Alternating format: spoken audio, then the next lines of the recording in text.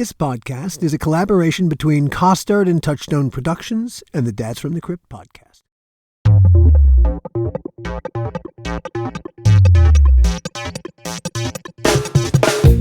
Hello, everybody, and welcome to another episode of the How Not to Make a Movie podcast. My name is Alan Katz. And I'm Gil Adler. And this is, as they used to say in the TV business about pretty much every episode, this is a very special episode of the How Not to Make a Movie podcast. But it really is. It is a very special episode. We kid you not. It really is. Absolutely. It was just a year ago. It's just as we are doing this today, it is February 14th. It's Gil's birthday, everybody. Happy birthday, Gil. It's Gil's, Thank you very much. It's Gil's birthday. And we were just talking about the fact that a year ago today, I certainly did not wish you a happy birthday. I think it was just before we began to do this. The idea of doing the podcast of the making of Bordello of Blood had just begun to well, I was having those initial discussions with Jason Stein at the Dads from the Crypt. And the stories I'd been telling socially for 20 years, 25 years, to kind of, as a balm to my soul, I don't know, it suddenly seemed like a great way to get a great story off my chest. That was really my biggest motivation when I first sat down. I thought, well, I could stretch this out to, I don't know, maybe 5 episodes or so. And that's really what I initially set out to do. And before I could actually do it the way that I really wanted to, I had to have at least one person on board, and that was you. And as we have described, yeah, and I wasn't so sure about doing it because I sort of felt like it was painful when we did it, and we really want to revisit the pain. But you were very convincing. And I'm glad you were. I know I didn't realize how much I needed the catharsis when I started down the road, but the catharsis was properly cathartic. And the strange thing was that when I got to the end, and the I had kind of become a we in my thinking, and when we got to the end of telling the whole story at the end of the whole 10 episodes of the first season that we did, suddenly I realized what the story was about, and it wasn't about the movie per se. It was about a relationship, this creative relationship, but also this friendship, and the fact that this dumb movie destroyed both of those things. And the irony is that going in and doing the podcast about Bordello of Blood, about the thing that destroyed the relationship, remade the relationship to a degree. It reinvented the relationship. Yeah, I mean, think of the irony of that, and yet it's quite delicious. That irony doesn't happen that often. Yeah, and so I think we're very grateful for that. That telling the story became part of the story in essence, and in the best way possible. And so with that thought in mind, we wanted to, instead of having to listen to episode 1, then episode 2, episode 3, hey, why not put the whole thing together? We've edited them together with a little bit of interesting filler in between. We also will talk about at the very end. There's a little bit of information about there's a new show that Gil and I are about to take out into the marketplace. It's called Are You Afraid? And we'll be dropping hints about it via our podcast and other social media in the near future. We really do look forward to talking about it and telling you all about it. We're really and truly excited about it. But before we get to that, we wanted to give you the whole Schmear, the whole 5 episodes packed into one tasty swallow. So enjoy. This podcast is a collaboration between Costard and Touchstone Productions and the Dads from the Crypt podcast. Hi, I'm Alan Katz, and this is the How Not to Make a Movie podcast, the making of Bordello of Blood. Now, why would anyone give a crap about the making of a mediocre little horror movie that came out 1,000 years ago? Well, the answer is because, strangely, that movie still makes the rounds every Halloween. Like a zombie, it won't die. But then, Tales from the Crypt presents Bordello of Blood, its full title, was never even supposed to be in the first place. In a world where getting feature films made is so hard, where you have to really want to make a movie just to get it off the ground, we made a movie that literally nobody making it wanted to make. Not a one of us. Not for 2 seconds. Bordello came together perversely like a movie monster built of spare parts. A soulless, heartless, mindless movie monster. Actually, the story of how and why Bordello got made is quite relevant to the present. It's an object lesson in what happens when you do things for all the wrong reasons. Spoiler alert, nothing good. Just my humble opinion, I believe we're about to enter a time where doing things for the right reasons is going to become incredibly important. Here's something else I think is really important that we nail down up front. This story is going to hurt to tell. The making of Bordello was a kind of personal Waterloo for me. In the 30 years since, a lot has happened. Some extraordinary highs, like my 2 kids, and some pretty low lows that threatened to wipe out all the highs. The good news? Hey, I bounced. This atheist got born again, not in a religious sense, in a life sense. Perspective is a wonderful thing, especially where storytelling is concerned. I have 0 axes to grind in telling you this story. Hey, I'm here to confess my sins.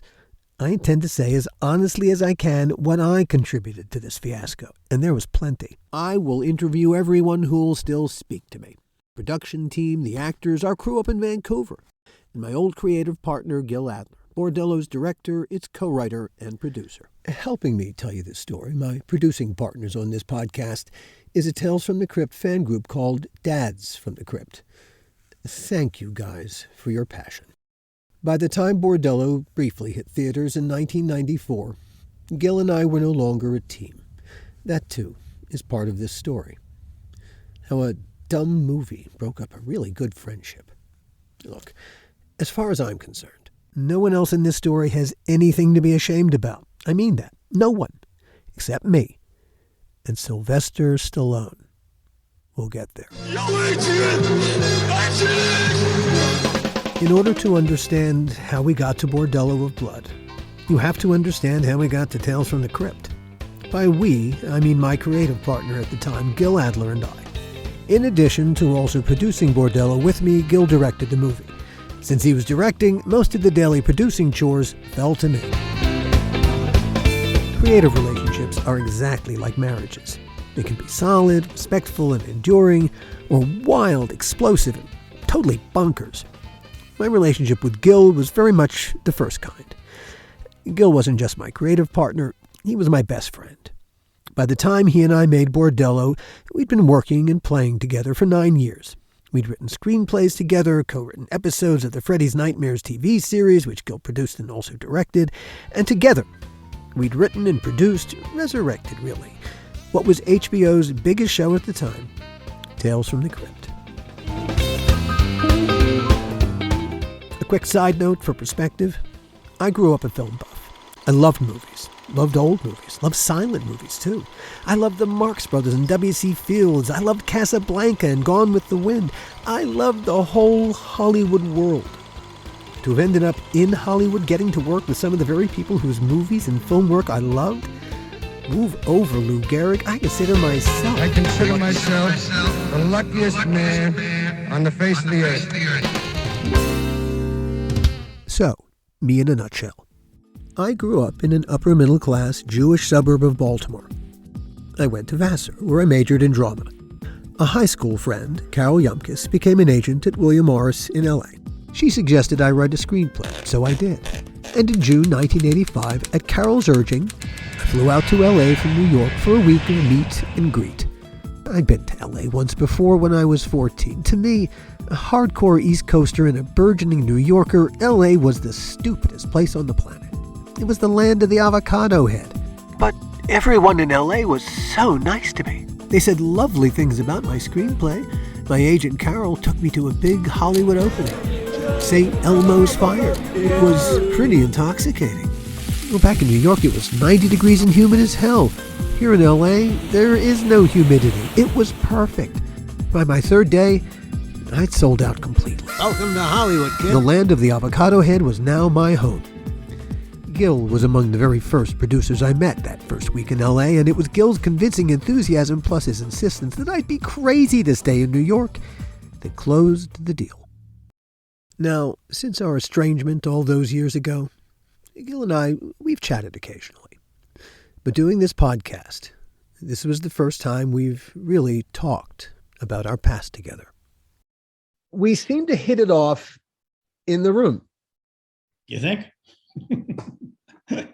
Historically, if you look at it, we met that day, and then I think we probably met almost every day thereafter for the next, 10 years. Of all the things that I never expected to find in Los Angeles was a life, a career, and a best friend. Well, thanks for saying that. I felt the same way. The first thing that we really started working on together was Love and Linoleum was very much your personal story, Yeah. Fictionalized. I enjoyed that process. I mean, it conjured up a lot of things that I hadn't thought about for years. But even so, it was, I thought it was a fun experience doing it with you. The only thing that I would have liked better than what's happened with it is that it had gotten made. You came up as an accountant and you worked for Sid Finger doing all the bond books, right? I'm remembering all this correctly, right? Yeah. I was a junior in college and I came at Syracuse. At Syracuse. And I came into town. I was taking education classes at NYU. I taught in a minority school where I was the smallest and whitest guy in the class, in the room. Juniors and seniors in high school. And while I was doing that, I wanted to make some money. So I go to NYU in the morning for classes. And then in the afternoon, I answered an ad in the New York Times, and it was this guy, Sid Finger. The summer before that, I answered an ad in the New York Times, and I got a job at 20th Century Fox preparing statements for participants, those people who have shared in a movie or a TV show. So it was a very narrow arena of what my knowledge was in terms of the accounting. So when I called for this job, I didn't know who Sid Finger was. Sid Finger was a very big entertainment accountant. Yeah, he had a monopoly on everything. He said, "What kind of experience have you had?" And I told him, and he said, "You were over 20th Century Fox preparing statements. When can you come? Can you come right now? Where are you right now?" What Gil learned at the feet of movie accounting legend Sid Finger was the most basic rule of being a movie producer. If you have $1 to make your movie, don't go spending $1.01, because you ain't got it. And the other axiom is you have $1 to spend. Yeah. If you're a smart producer, you'll get $1.15 worth of product. Yes, and if you can spend 99 cents to get that $1.15 worth of product, or 98 cents. Right. Now, prior to working for Sid Finger, had you ever thought about working in the film business? Oh yeah, I always wanted to be in the theater or the film business. I answered an ad in the New York Times, and I got a job. It was for the New York State Council on the Arts, and all of a sudden I interviewed and I got this job, which in those days was paying great money, and I became the director of grants for the New York State Council on the Arts, and the chairman was Kitty Carlisle Hart. Like a blind guy figuring out an elephant, Gil found his way into the movie business, and he ended up teaching a class in movie making with director Brian De Palma, who, at that point in his career, had Phantom of the Paradise, Obsession, Carrie, and The Fury under his belt.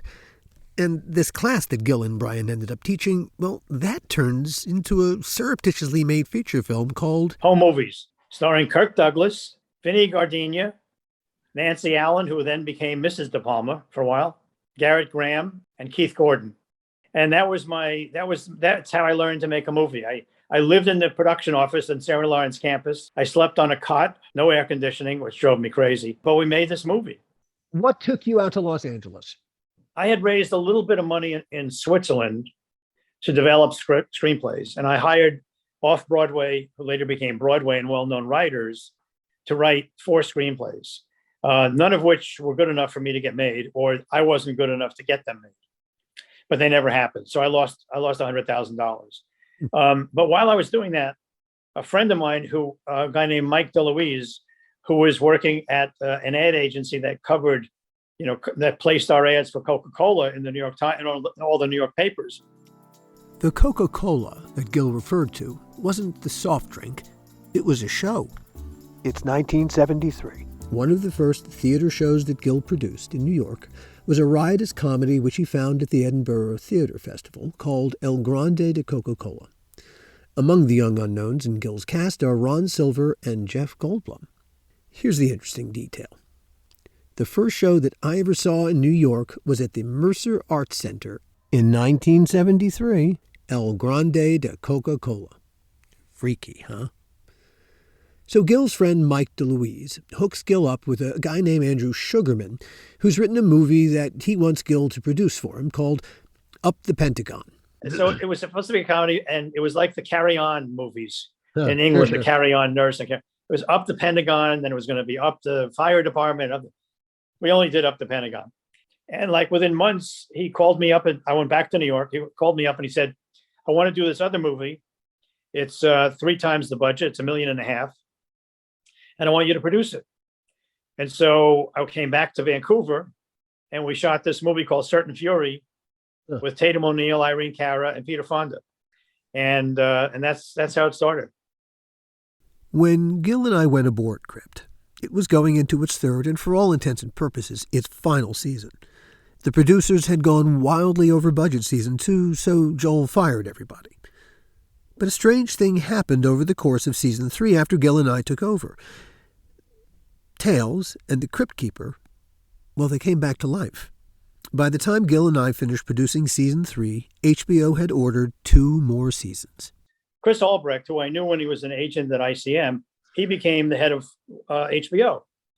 He had a series that was being shot in Savannah, Georgia, called Vietnam War Stories.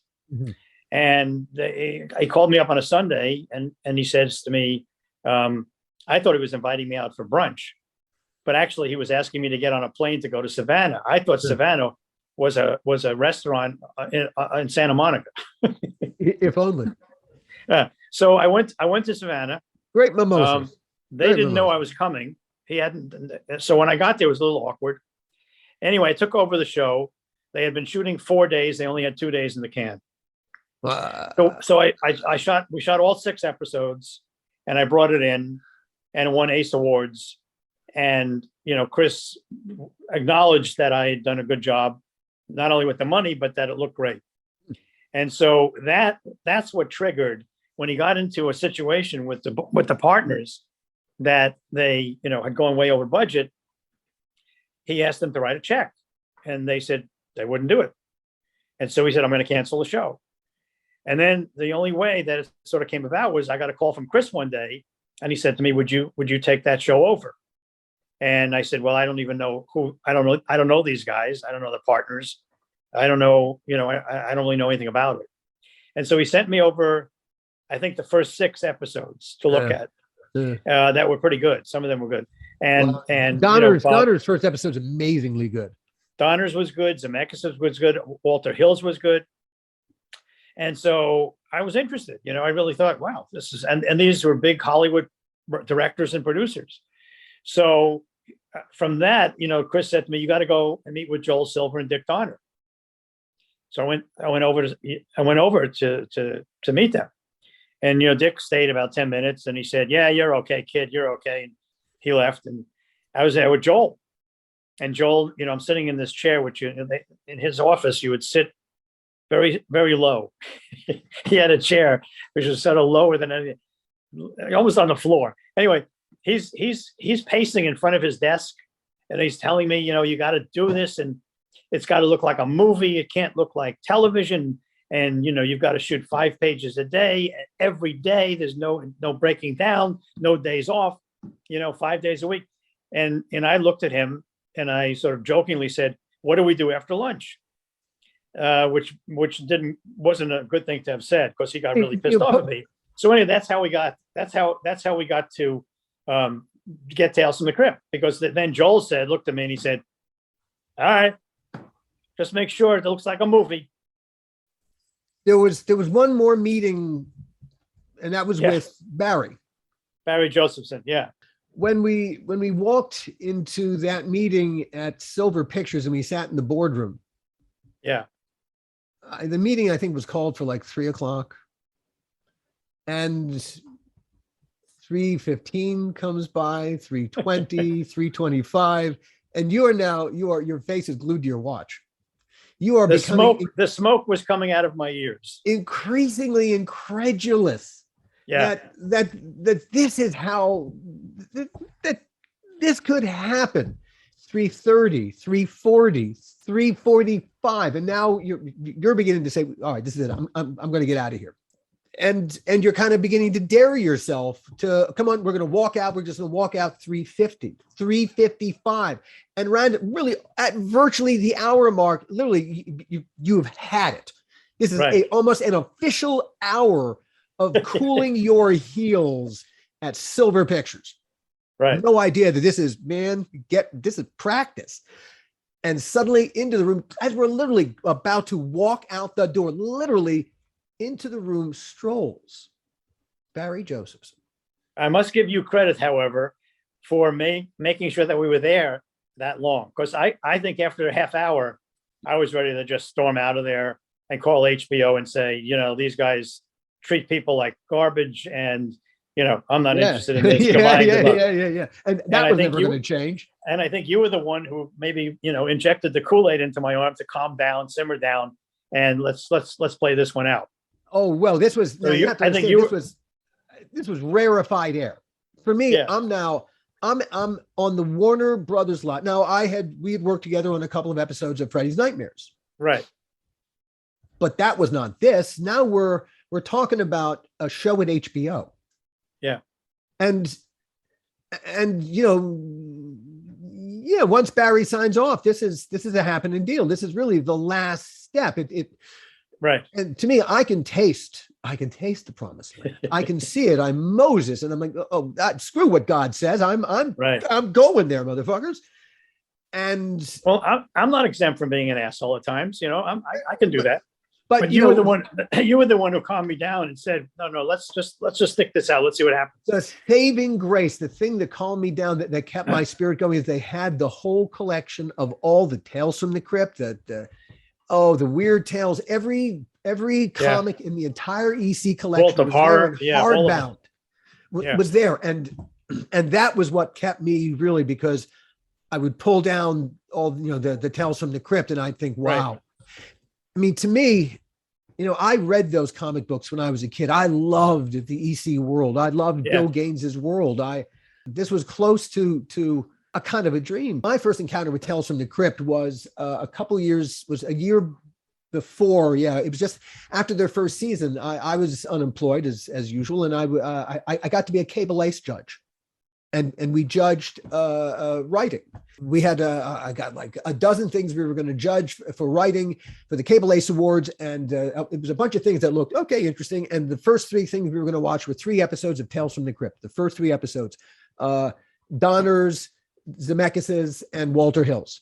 And the dozen or so writers unemployed writers who were there in the room, we all saw we were going to be watching 3 episodes of Tales from the Crypt, and collectively we all said out loud, "Oh, there's an hour and a half of time we won't get back." We all anticipated crap. And from the moment Donner's episode began rolling, it was the first one that they showed us, "Dig this cat, he's real gone." You could hear every writer's mind turning over going, "Get my fucking ass on this show. Right. This is brilliant." Yeah. And so to be standing in the boardroom at Silver Pictures with this promised land in sight, my friend, I would have been clutched to your ankle. Really, I would have tackled you. But that said, as the hour mark came, yes, you had me. It looked like we were being humiliated as we walked out. Barry Josephson walked in, and the meeting. If I remember correctly, you may have threatened clutching onto something even more important than my ankle if I tried to get out of the room. Entirely possible. Entirely possible.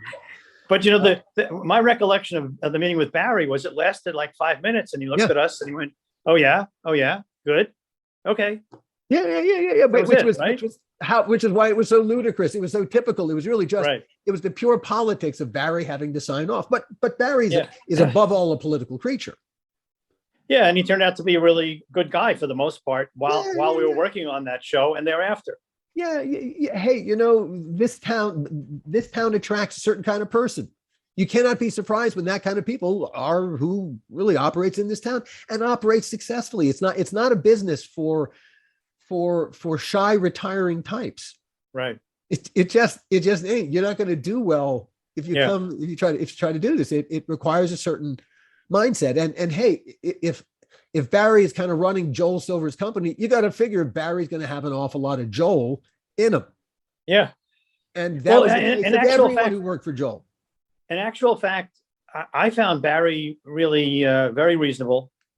And as we worked more and more together, I quite liked him. I found him to be, very helpful, for getting politically what we needed to get when we needed to get it in Joel. Yeah. So I think, I thought ultimately, our being pissed at him for being so tardy and keeping us waiting, it turned out to be he was a good guy. Joel was Yeah. was brutal to Barry, brutal. But But he was brutal to everybody. yeah, it's I that's part of remember his going in. mystique. I remember going into his office occasionally and thinking, okay, what's this? Why did he call me? Only to get, creamed from him and screamed at from him for something that I didn't even know how am I related to this? What did I do Yeah. on this? But that was the relationship. I was the ad along that nobody wanted, and rightfully so, because I had no bona fides to do the job that I did on Crypt. It was really because they wanted you, and I was your writing partner. But I had a secret weapon. That secret weapon was you. Oh, Because I felt like that we could do this. I don't think I could do this alone. I was never good at writing alone. I would look at the computer screen and I could think of, maybe I should balance my checkbook today. Just everything, but somehow working with you, it just all clicked for me.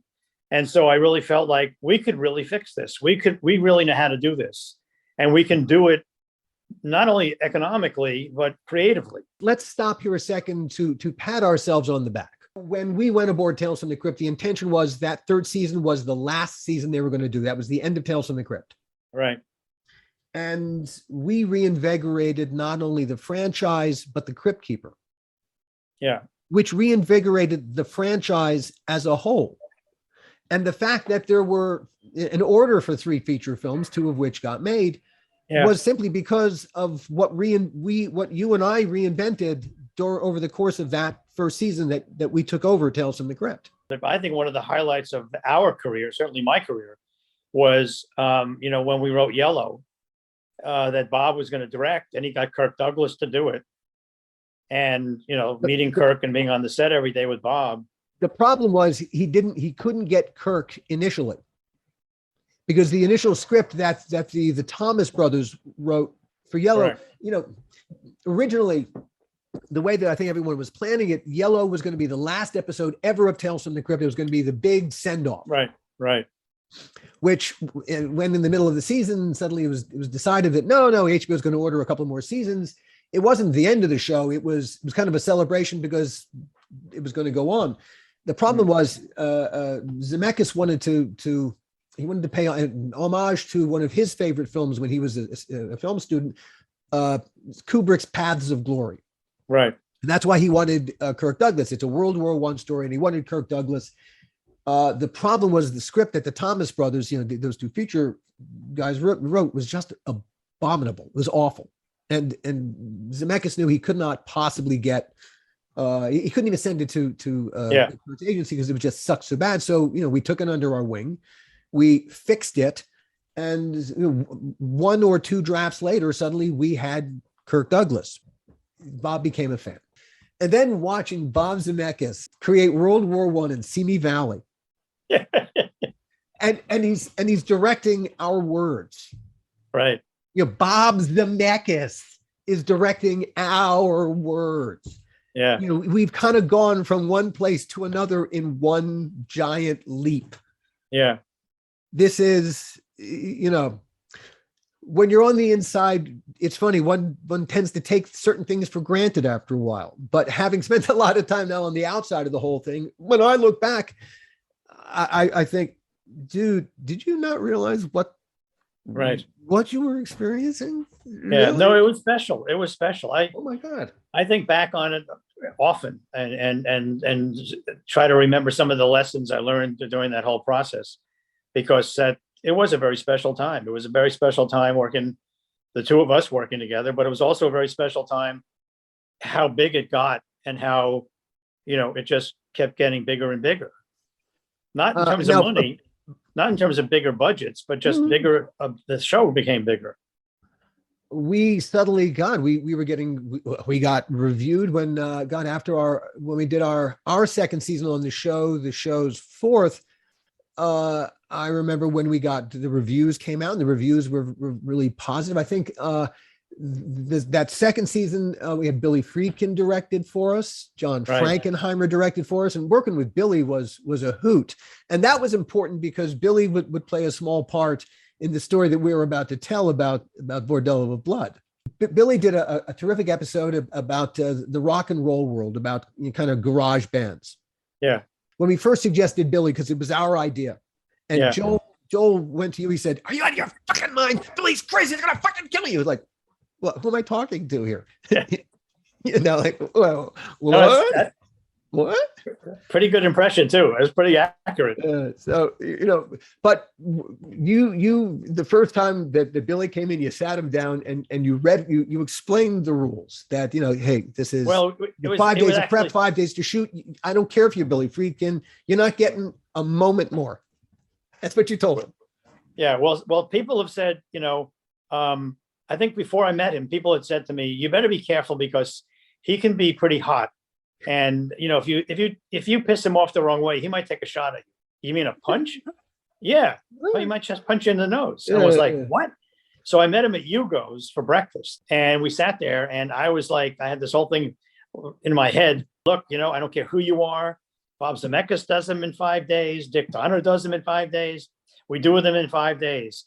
Alan and I won't give you a script that's a 6-day script and say it's your problem. We'll fix it until we all agree it's 5 days.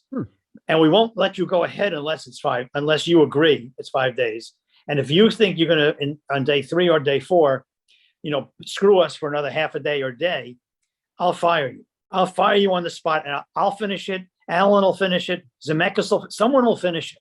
And I remember as I'm sitting there at Hugo's, and I'm leaning further and further over the table across to him, and I'm realizing I'm getting a little bit emotional about this and how heated.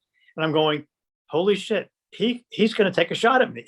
He's going to get, and he leans over, meeting me. It's almost like a Seinfeld. He leans over, almost my head's matching, almost touching. And he goes, do you have any idea who the fuck you're talking to? And I thought, oh shit, here comes the punch right in my face. I'm going to have a black eye. And then I pulled back because I was afraid I was going to get hit. And then he pulled back, and he looks at me and he goes, I'm telling you right now, when we agree that it's 5 days, I will do it in 5 days. I will not do it any more time than that, as long as we agree up front. And I said, I wouldn't ask you to do anything other. And went back, and Joel said to me, so how'd it go? Billy, you got rid of him, right? And I went, no, he's doing it. You stupid motherfucker. You're an idiot. You're gonna pay for all the overages, because there are going to be plenty of overages. And, you know, I became really good friends with Billy thereafter. And he did it in 5 days, as he promised. And it was a great episode. Suddenly our stock went up. And among the things that happened was that we got Universal suddenly ordered a couple of feature films. Right. The mandate is 3 different movies. Yeah, I think among the movies floating around, there was Demon Knight. There was something that Quentin Tarantino's movie was also floating around. There was the thing that ultimately became Dead Easy was floating around, but that was not anywhere near ready. And the next thing you know, suddenly the decision was made to do Demon Knight as the first movie. Right. Ernest did a fantastic job. I do remember. There is a funny story though. I think we should tell. We're in. I think we're at the Van Nuys Airport, and we're all in trailers, and you and I have our trailer, I remember. and we're having a meeting with the art department, and they look at us and they go, "They're over budget," and I blew up. I smacked my hands down on the desk. I thought I broke my hand, and I just started screaming like Joel, and I walked out. I walked out of my own trailer. I was so pissed off. And I think I remember, I think it was you who came after me and he said, are you okay? Are you okay? And I was like, it was a few blocks away. And I said, yeah, I'm fine. Why? He goes, because everyone's back in your office. They can't believe you just walked out of your own meeting and you blew up like that. And they're all worried about I remember this. And I remember looking at you and saying, don't you recognize good acting or something to that effect? Yeah. No, we had great people on Tales. We had such a great crew. We had, our crew, if you remember, our crew changed every year by maybe 2% or 3%, only because someone got a job on a big movie. But our crew never moved anywhere because we were very fair with them. We treated them well. And they, in turn, treated us well. They did a great job. I mean, whether it was, Charlie Bartonelli Tommy Bellissimo on mechanical effects, or it was Kevin Yeager or Todd Masters, or later K&B on makeup effects. Yeah. Or Greg Melton. I mean, Greg Melton's job was insane because the world changed every 5 days. Reinvent the wheel every week. Yeah. Yeah. So we had really special people. We really had special people that were very dedicated. Our management, F.A. Miller, was a really special guy. I learned an awful lot from F.A. Sure. He's no longer with us. I mean, we really had special people. So we make Demon Knight. It gets good reviews. Makes just enough money that Universal greenlights Crypt movie number 2. Now remember, the mandate was 3 different movies. Demon Knight was a fun monster movie. We wanted film number 2 to be completely different. And had we made it, Dead Easy would have been a very different movie from Demon Knight. It would have been different from anything Gil and I had made before. We loved the challenge. Our whole crew did. And we were utterly convinced that not only were Gil and I and the executive producers and the creative team all on the same page, we thought our studio, Universal, was too. Not only did we want to do it, everybody wanted us to do it, to the point where we took 5 people to New Orleans to scout locations with the art department, with the DP, you, me, maybe one other person after the DP and the art department. And we were looking and scouting locations when the phone call came, and the message was, stop looking at locations, don't spend any more money, come back home. Some quick Hollywood history. At about this time, when all this was happening, Steven Spielberg, David Geffen, and Jeffrey Katzenberg formed a new company called DreamWorks. One of the first things DreamWorks did was begin making deals. Universal was terrified that another of its superstars, Bob Zemeckis, one of our executive producers, would leave Universal for DreamWorks because Spielberg was Bob's mentor. Universal, desperate to keep Bob in their stable, asked Bob what they could do to make him happy. Bob is an amazing collaborator, maybe the best ever, and he's an incredibly loyal man. He's always been good to his first writing partner, Bob Gale. Bob Z told Universal that one way they could keep him was by buying the first student script the two Bobs wrote while at USC Film School, Bordello of Blood. Universal agreed. They bought that script for $500,000, and Bob stayed at Universal. But Universal resented spending $500,000 on a script that was just going to go to waste. So they turned to us. We didn't know as we flew back what the bad news was going to be. No, it didn't look good. Something was up in the air. We didn't realize it was going to be us. Universal dropped the bomb. Dead Easy was dead. In its place, Universal told us we'd be making Bordello of Blood on the very same schedule. That meant we had just 3 weeks to 1, rewrite our boss's script without pissing him off, and 2, turn from prepping one movie in one place to prepping a completely different movie in a completely different place, which itself was turning into a question mark. Part 2. The Sad Ballad of Dead Easy. Also, how not to cast a movie starring Sylvester Stallone. Jerk. There's no telling what kind of movie Dead Easy would have been had we gotten to make it. And there's not a doubt in my mind that making it would have been a bear. But we wanted to make Dead Easy. We were deeply invested in it, while not a one of us gave a rat's ass about Bordello. As anyone who was lucky enough to work on Tales from the Crypt can tell you, doing that show, it was special. Really, really special. We were a tight, happy, creative team doing a show we all loved doing. And Dead Easy was, to all of us, the most natural extension of our creative team's creative evolution. Dead Easy was a story about found memory, about a man remembering his father and his childhood in New Orleans, and his father had gotten sucked into a voodoo curse. It was the kid's soul that was the price to be paid for the father to come back from the voodoo netherworld to which he had been cast, and getting back into this world. It was the price of the soul of his son, now a grown man. It still sounds like a good idea. We really saw it as a chance to stretch our creative legs. Yeah, and also I think we thought it was a good story, and it was different enough, and from Demon Knight, and it was in the Tales from the Crypt world, and it felt like, wow, this is a great match. It was a movie that could be written and directed. And you would see where really the craft of writing and the craft of directing were going to be required to pull off a successful story, a successful movie. Greg Melton was Crypt's production designer. He and Gil had been working together as far back as Freddy's Nightmares. Among Greg's credits since Crypt and Bordello are The Walking Dead and Marvel's Agents of S.H.I.E.L.D. series. Greg's a really talented guy. But being a PD on an anthology series, that's not like anything else.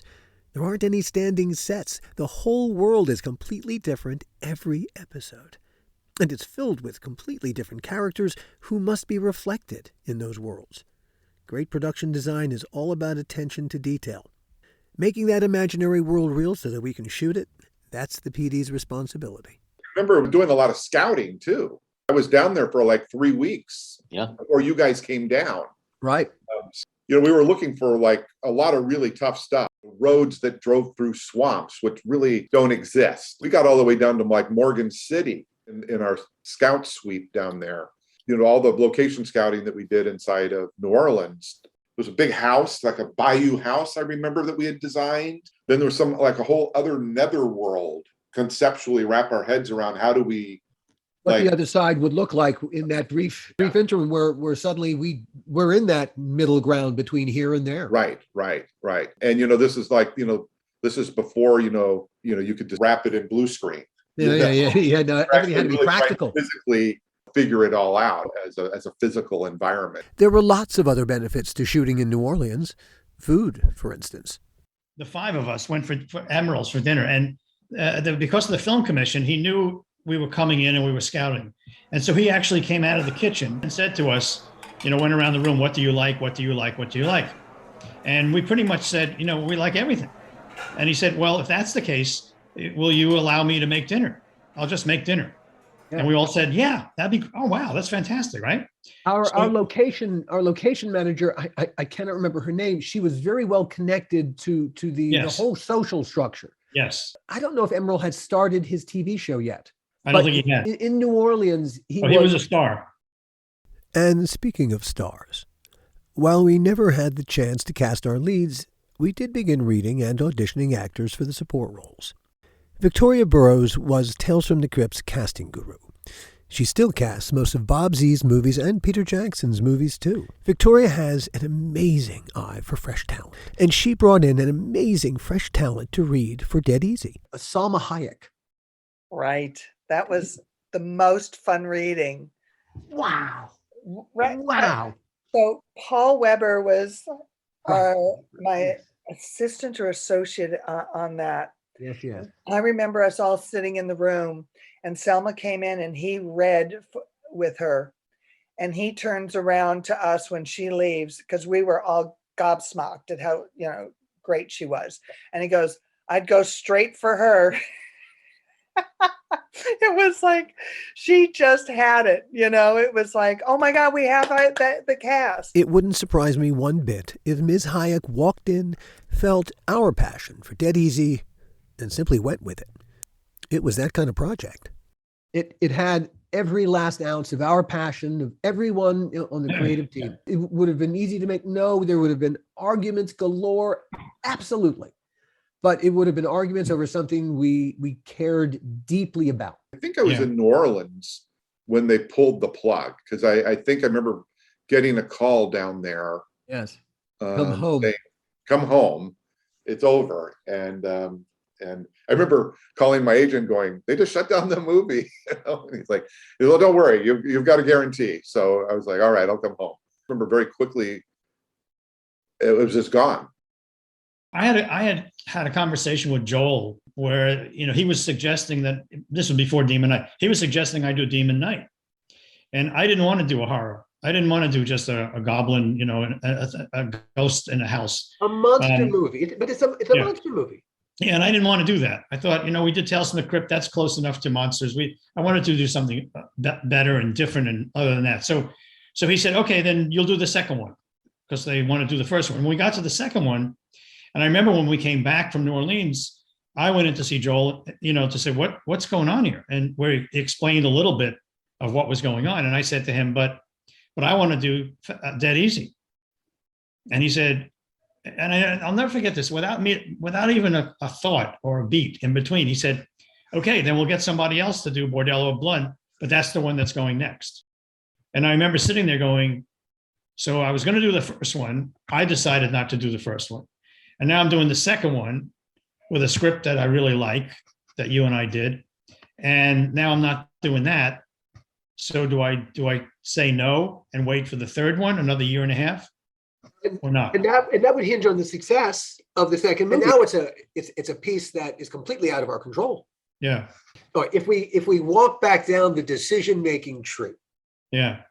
Universal's concern that Bob Zemeckis would make a deal with DreamWorks was very understandable. Their move to appeal to Bob, what can we do to keep you here in the fold? Understandable.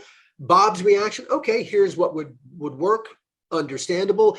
Bob, when he said, hey, something that one of the parts of the deal that could help make me stay is, buy the first student script that Gail and I ever wrote.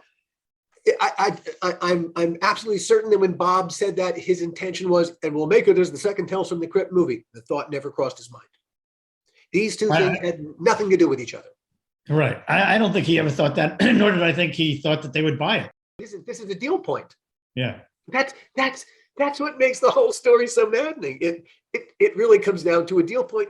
And then, hey, it's not hard to understand why Universal said, well, okay, we're not going to eat $500,000. There's a way for us to make this work in a business sense. They're being good business people.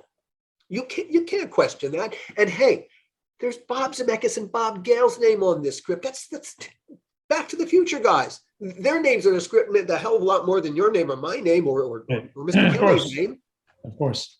So if you look at it from Universal's point of view. Oh no, I totally understand. I totally understand. If we were all Greek, this would be a tragedy.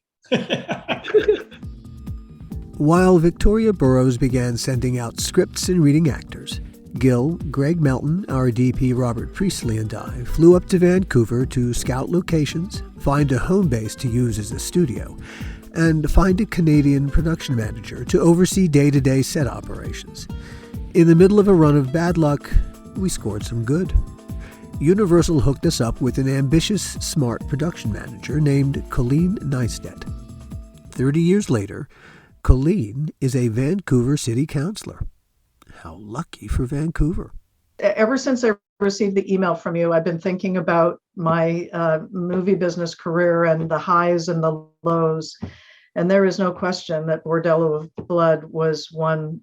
If it was even possible to take off your resume, which of course IMDb makes impossible. If you're in the credits, you're recorded. Mind you, I had a different surname at the time, but it was a tough show. In short order, Colleen found us a studio, 90,000 feet of abandoned GM parts factory, way more than we needed, including ample office and workshop space. She found us the glass church we wanted for the movie's climax, and she put together a pretty terrific crew. Vancouver today is a first-rate movie-making town, which makes it easy to forget that back when we made Bordello, it wasn't yet. That Vancouver was still a few years away from having the production chops it has now. Everything we needed to make Bordello was right in Los Angeles, just as it was for Demon Knight.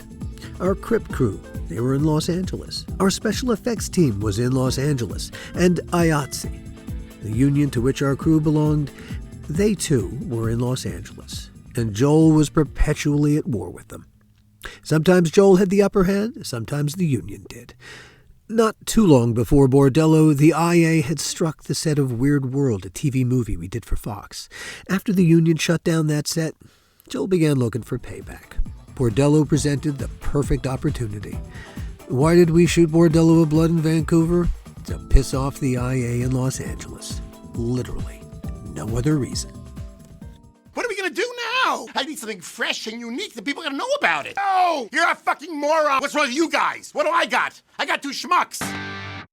It's impossible to compare Joel Silver to anyone else. He's what used to be called an impresario. At the time we made Bordello, Joel truly was a master showman who understood the movie world in a very particular way. His track record certainly spoke for itself. He made all the Lethal Weapon and Die Hard movies, just for starters. He'd go on to make the Matrix movies, the Predator movies, lots of great action movies. He understood how important it is to cast your movie just right. And that was why, though Gil and I had our own thoughts about casting, Joel took it upon himself as our more experienced executive producer to save us from ourselves and show us how to cast a feature film.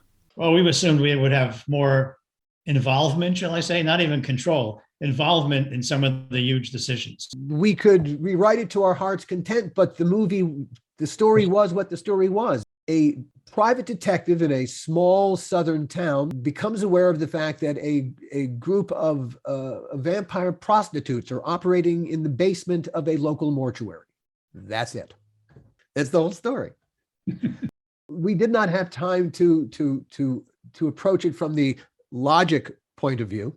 Well, no, because we were told that they had a release date about a year and a month later, and therefore, in their calculations, we had to be shooting in 3 weeks. Yeah. Otherwise, we wouldn't make the release date. Yeah. Basically, they told us we had 3 weeks to do the rewrite and then be ready to go into For prep. the Rafe Goodman part, we had Danny Baldwin, what was who you and I had in mind. Mhm.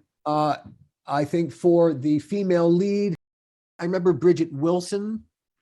Yes, good memory. Yeah, for the part that ultimately Erica Leniak got. Yeah. And for our villain, the most important piece in the horror movie, our Freddy Krueger, we wanted Robin Givens, is my memory. Yes.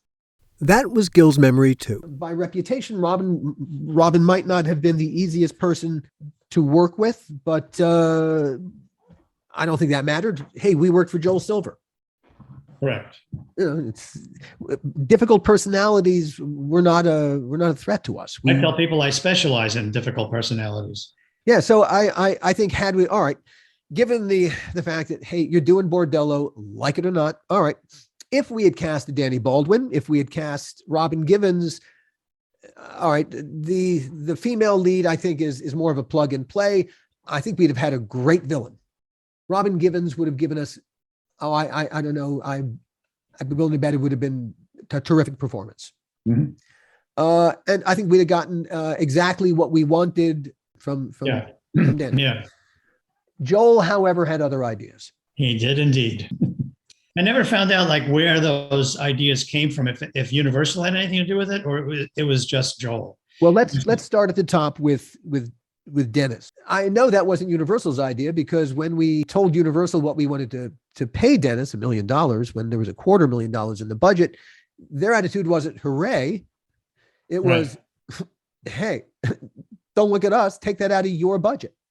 Yeah. And that is exactly what we did. I can't imagine who in our audience, our Tales from the Crypt audience, would have gone, Sure. Dennis Miller. I understand the Angie decision, and we'll come to that. Yeah. I do too. I understand the Erica Eleniak decision. That was not a bad name for us, and we were not aware of the fact that she had, her life had changed to a degree. She wasn't Yeah. thinking quite the same way as in her earlier successful years, but she was gettable, and our audience would relate to her and liked her. So that was not a couldn't argue with that idea. That was a good idea.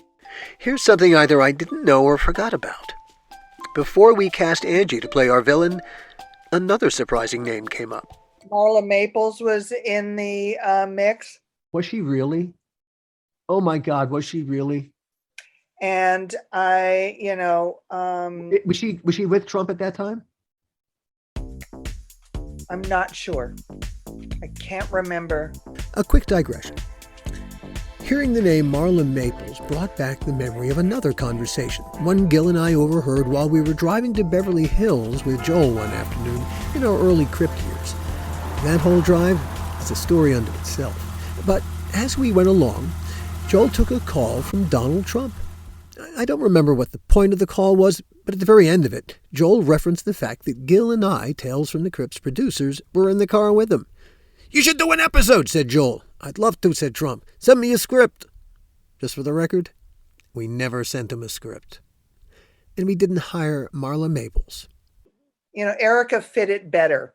When we suddenly went after Dennis, were you part of any of that negotiation, any part of that conversation? As our casting director, did you have to make the offer to Dennis? I think Business Affairs did that because it was, a big, usually more than the. So it never even touched us. It was all up above us.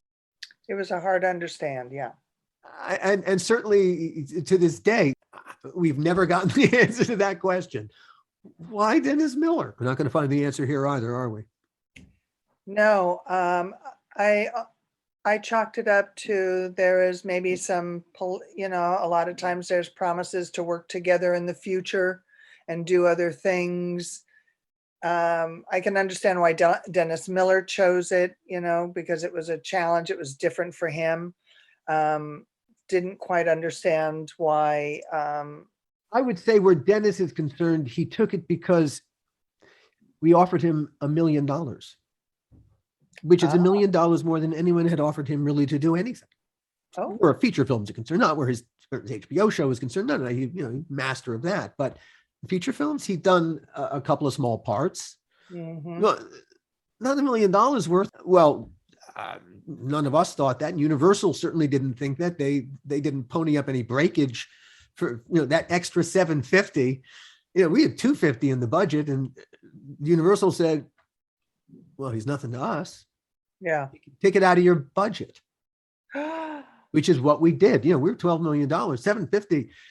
Man, that came out of special effects. That took a couple of days. Literally, we took days off the schedule, days we needed. We took all that out of the budget to pay for an actor that, to this day, I don't know why we cast. Rosebud. Yeah, exactly. Rosebud. That's the explanation for why Dennis Miller. Okay, we'll move on from there because we're going to have to go burn a sled. At the time we swapped out Dead Easy for Bordello with an eye to making it in Vancouver, Joel was producing another movie, a much bigger movie than ours in Seattle. Assassins, directed by Tales executive producer Dick Donner, starring Antonio Banderas and Sly Stallone, to whom Angie Everhart was engaged at the time. At some point, someone got the bright idea to connect these two movies. Now, I was not privy to any conversations, but whatever was said, my guess is it went something like this. "Hey, Joel, since you're going to be doing another movie in Vancouver, you should put my girlfriend Angie in it. That way she could visit during the weekends." That was how it was presented to us. On the surface, it almost sounds benign, doesn't it? Kind of romantic, even. The man's name is Sly, don't forget. He's a big movie star. He breathes different air than the rest of us. At least he thinks he does. The trouble starts when we don't disagree with them. But let's stick a pin in all the ulterior motives for the moment and go with the story we were given.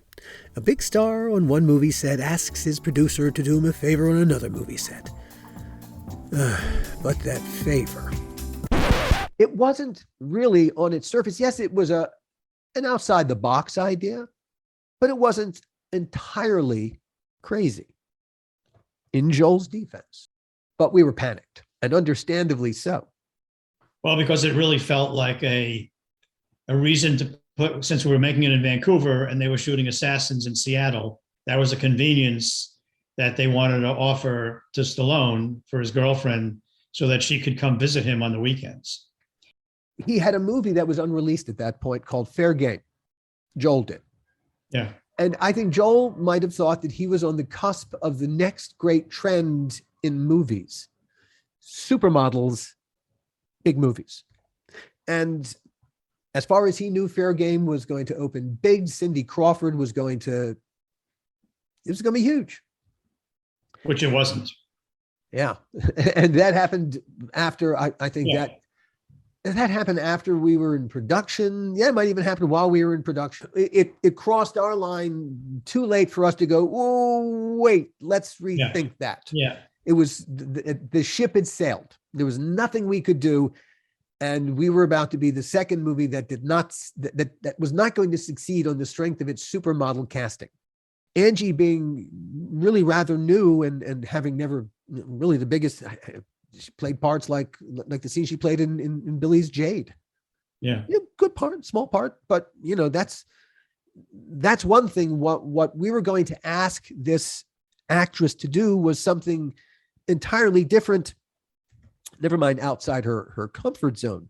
To be fair, outside her skill set at that moment. It's a huge ask, and not necessarily, not at all, a fair ask. We were putting the weight of this movie on her shoulders. So we call our friend Billy Friedkin, who just worked with Angie in his feature film Jade. Billy was, he said, she's good in what I had her do. What you are talking about probably might be outside the box. And that was the advice that Billy Friedkin, Billy, the exorcist Friedkin, was giving to us about the casting of our horror movie. Yeah, but you see, it was really more about making Stallone comfortable because Donner didn't want to have trouble with him on Assassins. Of course. So here again, we weren't casting our movie to get the best possible actress. We were casting our movie because of a political decision on a whole other movie set. We take one last shot. We propose a screen test. We figure that if Stallone sees the woman he loves on video not quite getting there as a movie villain, he'll do right by the woman he loves and pull the plug on this madness. And so we do a screen test with Angie. The problem: she walked into it having been directed by Stallone. It doesn't matter what she does or how the screen test plays, the fix is in. And just like that, our three leads were cast. Well, two were cast, Dennis and Angie. We were still out to Erica Eleniak to play our female lead.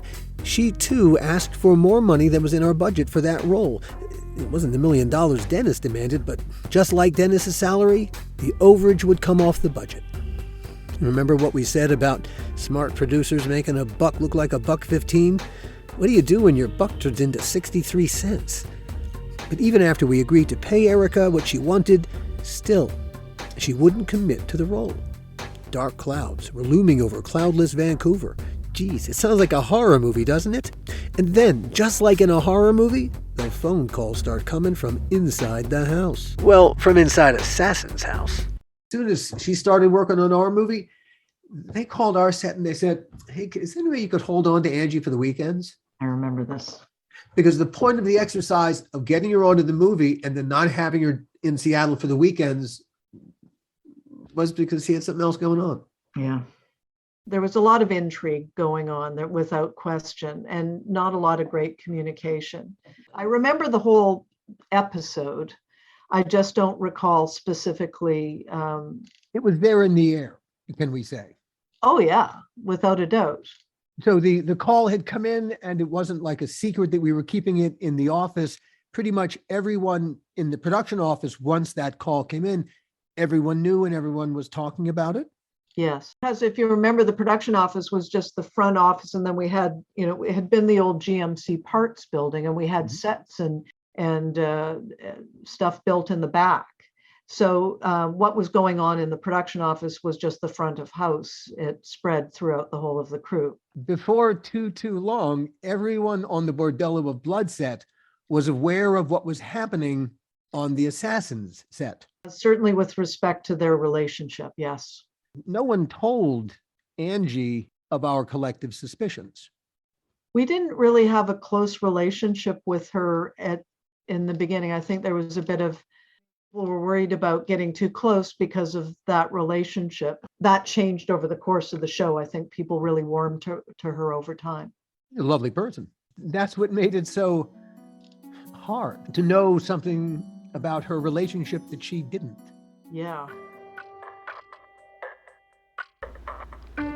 Part 3.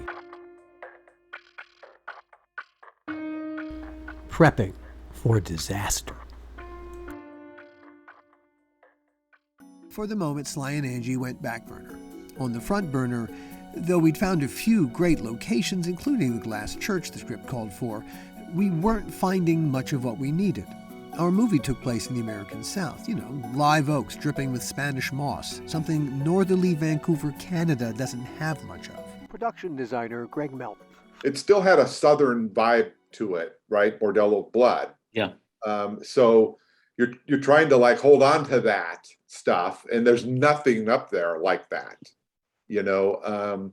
So as I got into it, I realized that we're going to have to build a lot more than I thought. Like the bar, as I recall, there was a bar that we ended up building. I remember scouting, and we kept finding like pubs and things with cut glass, nothing that looked Southern. I'm like, okay, well, I guess we're building that too. But nothing in the story really is Southern. It was set there, but there's nothing in the story that makes that any of that stuff mandatory. There's nothing organically Southern about something it. to hang our hat on. You know what I mean? It's like let's pick a spot and at least try to pull it off. I mean, we all knew we wanted this old Southern mansion.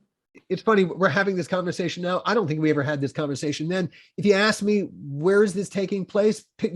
Point to a spot on the map. I couldn't have done that then. Yeah. As I recall, everything we did, we tried to make, I remember we were hanging moss in trees, weren't we? I mean, we were, Yeah, we were trying to make it the movie we wanted to make. Yeah. Oh, how sad for us. Yeah. I don't know. It's like, it's 27 years ago. I thought that's what we were doing. Who, aside from yourself in your department, did anyone else come up, or did No, I had to put together an entire Canadian art department. And at that point, that was still before Vancouver had become, it's always been a service town. It's not where anything originates, but it was still on the way to becoming. Yeah, there was only a couple of shows at the time that we were there, not like the 20 or 30 that are there now. Yeah. Ed Tapio was Gil's assistant and so much more. These days, he's a producer in his own right. As we speak, he's producing All American Homecoming on the CW. Yeah. And it wasn't deep. It was. Yeah. Well, if you remember too, I don't know what the art department was like, Greg, but we had problem holding on to people in every single department. People would come in for 2 weeks and they'd leave for another show because we had 5 weeks left and they had 8 weeks left. That's always the constant problem. turnover. I haven't been up to Canada in a long time, but I remember that always being the problem on any show, whether I was in Toronto or Vancouver or whatever. That's always a problem there, is people leaving. Of course, loyalty is a two-way street. And did we really expect our Canadian crew to be more loyal to this project than we were? To be generous, Bordello wasn't a script where you could invest much in the characters. The Bob Z and Bob Gale who wrote Bordello, they weren't yet the two Bobs who would write Back to the Future 1, 2, and 3. They were film students, and that's what they wrote like. Who the characters were inside their skins didn't matter, and 3 weeks wasn't going to give us enough time to make it matter. I contemplated how we approached the rewriting of that script. There was really nowhere to go. Our natural inclination was to invest as deeply as we could in the characters, but there was no place to go with the characters there. There's the Rafe Goodman character, who is a small town private detective. All right. Reality, we got to remember, this was written by 2 college students with limited knowledge of reality. And so the reality is a a small town detective is not going to have a ton of work to do on a regular basis. What does he do with the rest of his time? You know, we certainly didn't invest, I don't think, a thought in wondering where he came from. Right. I don't think I ever thought for 2 seconds, all right, where was he born? Yeah, what's his backstory? Yeah, I know. No. The No, there only was no- backstory, the only backstory that we had time to worry about was the one that connected him in some fashion to Erica's character. Right, exactly. And And that was a push. oh my, a push of a boulder up the hill, and the boulder rolls down on your head. Right. You know what I've really learned over all those years since, that the most enjoyable part of working on these shows was working with you in the writing. Thank you. And I really mean that, because, you know, the truth be told, you did more of the writing than I did. But the way we did it, I thought was very unique, because it was almost like, you know, two theater guys putting on a little play for each other in the room with Sophie the dog watching. And we would act things out, and we would explore and discover stuff by acting it out.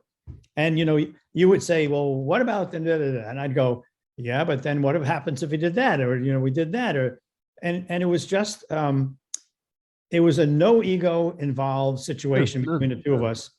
We both wanted to make the best script we possibly could. And the process I found to be so enjoyable that, you know, I used to often leave our sessions and go back to the real world, where I have to balance my checkbook and pick up dog food and realize how much I enjoyed being in this make-believe world, that it was all, nobody knew about it except it was in your head and in my head. Oh, it's the best high imaginable. When you do it yourself and you go off into that creative place, it's one thing. But when suddenly you're doing it with someone else, it's the oddest experience, because you're both really transported to this other place that you couldn't tell you where it is, but it's as real and vital. And hey, when it really suddenly kicks in, you don't write the characters. They speak through you, and you're just doing the typing. So the experience for me with the writing was exceptional, because I had you. I really mean that, because it was just a situation where it wasn't an effort or I had to go to work every day, or I had to go meet this guy to write something. I would be jumping up and down, can't wait to get there. Even though sometimes we'd get there and we would look at each other and go, oh, you know, do we really have to do this today? And okay, how are we going to figure this out? It's still, at the end of the day, was a place that was very unique from anything else I'd ever experienced, and was just a joy. I honestly, in my mind, we were Lennon and McCartney. And, you know, the nature of that relationship, it's not, but really, truly, it wasn't like 50-50, everyone wrote 50%, 50%. No, that wasn't the nature. Influence really was, sometimes it was that proximity. In feature films, the director is God, and the writer, if they're lucky, has a chair with their name on it, maybe spelled correctly, somewhere near the set. Jack Warner, one of the original Warner brothers, famously referred to all writers as schmucks with Underwoods. Underwoods were typewriters. They preceded computers. Never mind. In TV, the power structure is the opposite of movies. With TV shows like Tales from the Crypt, the writer-producer is God, and the director is more like a traffic cop. That's why, though Gil had directed plenty of TV from the feature perspective, he was still a virgin. I was on the plane coming back from New Orleans thinking, what am I going to do? You know, I really like this movie that we never made and that we were in New Orleans with. And I don't really remember. I didn't even know the script yet of Bordello. And, you know, what was I going to do? Now, I had turned down the first Tales from the Crypt movie. And if I turned down the second one, there may not be a third one. And if there is a third one, they might say, you know, screw you, you turned down the first two. So the question was, do I want to direct or not? And I thought, yeah, I'd like to give it a try. I'd like to see if I, you know, at the very least, I've always approached these things as making me a better producer. Sure. So I figured, okay, if I directed the movie, you know, I'll learn something from the experience that'll make me a better producer at the very least. But you had directed 3 episodes of Crypt up to that point. Yeah, I had directed Freddy's Nightmares. And I directed Tales from the Crypt. Yeah, and I really enjoyed the process, and I really enjoyed working with the actors. And the episodes were, all right, I'm kind of biased because we wrote them, but but really and truly, Death of Some Salesman is a great episode. Yeah, I mean, that's a daring outside the box episode. Yeah, and What's Cooking, I think, was nominated for an ACE Award. Yeah. So we did well, and we thought maybe there's something here. And so on the plane coming back, I sort of decided through thick or through thin, I'm going to stay with this and do it. And so, and then it was just, the frustrations and the angst of the reality of what we had to do to get to that point with a script that we weren't totally committed to. How did you approach directing it? I mean, at the end of the day, there would have been a thematic way to approach Dead Easy, because it would have demanded it. The nature of the material would have demanded a holistic approach to our creativity. I don't know if I've ever asked you this question. How the hell did you approach directing that movie with? I think two things. I always approached, even when I did the early days in Freddy's Nightmares, and then ultimately in Tales from the Crypt, I always approached it from the point of view of first music. I always tried to figure out what's going to be the music for the piece, and that would help me with the rhythm and the tone. But when we did What's Cooking, and we had this idea of early Louis Armstrong. Yeah, sure, yeah. And I remember I was really into early Louis Armstrong, and for some reason, I just kept hearing Louis Armstrong as we were shooting. Blues. Yeah, I just kept hearing that, and it certainly worked really well for that episode, I thought. So the music, going back to your question, the music was really the first thing that I think about or try to figure out, like, what am I hearing? What should it be? And then from that sort of establishes, okay, what's the rhythm? And then from that, sort of the tone was in the script, but it's also embellished by the music. So I really look at that. That's the first thing I look at. Then from that, I look at, okay, looking at the rhythm, what scenes are important for the rhythm of the piece to maintain itself, whether it's fast or slow. It's not a question of, okay, I need to tell this fast. Certain pieces you want to embellish, and you want them to grow, and you want them to, an audience to enjoy more than others. There are some scenes I think I call them connective tissue scenes, where, I gotta show you how he got from the car into the house, because you got to know, I can't just cut from the car. How to get into the house? I don't want to spend a lot of energy or time or money shooting that, but I got to have that. So I really approached it as a sort of a weighted average, and I would weight my time to what's important to the storytelling and what's this connective tissue kind of material.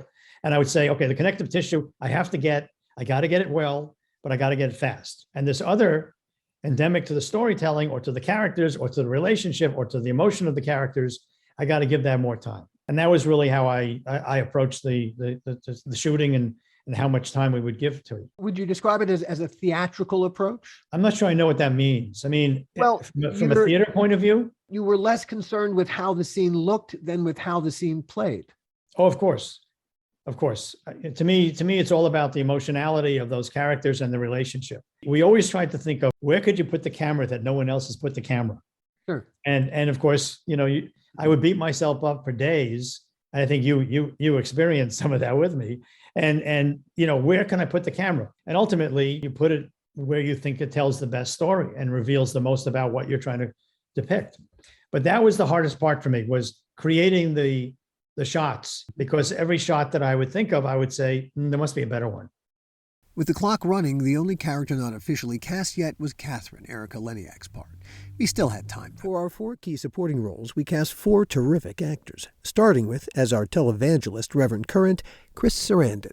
Hey, Princess Bride. Great get. Phil Fondacaro as the televangelist's henchman. Phil, he auditioned for us, and I thought he did a great job. And we both said, let's use this guy. He's great. He's a good actor. Yeah. And he did a great job. We cast Corey Feldman as Catherine's brother Caleb and Aubrey Morris as the mortuary owner. For the smaller roles, we hired Canadian actors. Corey Feldman was kind of family. Right. But Corey, incredibly professional. Corey was a real find, in my opinion, because, we first heard about Corey from Dick Donner. And Sure. Dick, mentioned to us that he was sort of family and we should talk to him, we should consider him. And I remember meeting with Corey in LA and having a really candid conversation with him about it and saying, look, means a lot to me. It's the first time I feature and I don't want to have problems, on the screen and off the screen. I don't mind conversations. I don't mind conflict with you about character or interpretation or any of that stuff. That's all good. But I don't want to have issues with you because of outside influences. And at the time he was, I wasn't sure if he was in AA or not. And he just became delightful to work with. Agree. Sarandon was fantastic too. Yeah. Lovely Lovely man. Yeah, I loved working with him. I really loved working with him. We also brought up Aubrey Morris. Well, I think Aubrey quite often. We became really good friends, and when he passed away, it was a real downer for us. Although he was, pretty up there in age. Yeah. But Aubrey was just one of these guys who had done a lot of stuff in England, had done a lot of horror in England. To me, he was a very recognizable face, and I just thought it was, very special that he wanted to do our movie. It's funny. I became friendly with Aubrey as well, and we used to have lunch. And Aubrey told the most amazing stories. Now, hey, I was a drama major. I studied George Bernard Shaw, and Aubrey told me a story one day when he was at the Young Vic as a young actor, and he's doing Arms and the Man. And Shaw is in the audience one night. And Shaw comes backstage after the performance to tell him what a delight he was and took him out and tried to get in his pants. Well, you gotta, first of all, Aubrey, before he was in our movie and he was in Clockwork Orange. Yes. And movie maven that I am, movie buff that I am, Clockwork Orange is just one of the huge movies. Now, in doing Tales from the Crypt, we got to work with Malcolm. Yes. We got to work with Malcolm, and that was a pleasure. He did a great episode, Reluctant Vampire, terrific episode. It is such an incredible thrill to work with the actors who are in the movies that mean so much to you. And Aubrey also plays a very terrific part in Clockwork Orange. He's Mr. Deltoid. He's little Alex, a parole officer. Yeah. And there's just he's great. He's over the top. It's funny. I met Aubrey in LA via a friend. We had a mutual friend, and we went to her little memorial service together and bumped into, I met him there, and we became friendly. Mm-hmm. And when he was always calling me looking for a part. And so when the opportunity to cast him in Bordello came along, I was thrilled to put Aubrey's name forward and say, he should be the mortuary guy. Yeah, he was great. He was a great choice. Yeah. Oh, he's so creepy. 3 weeks have now sped by.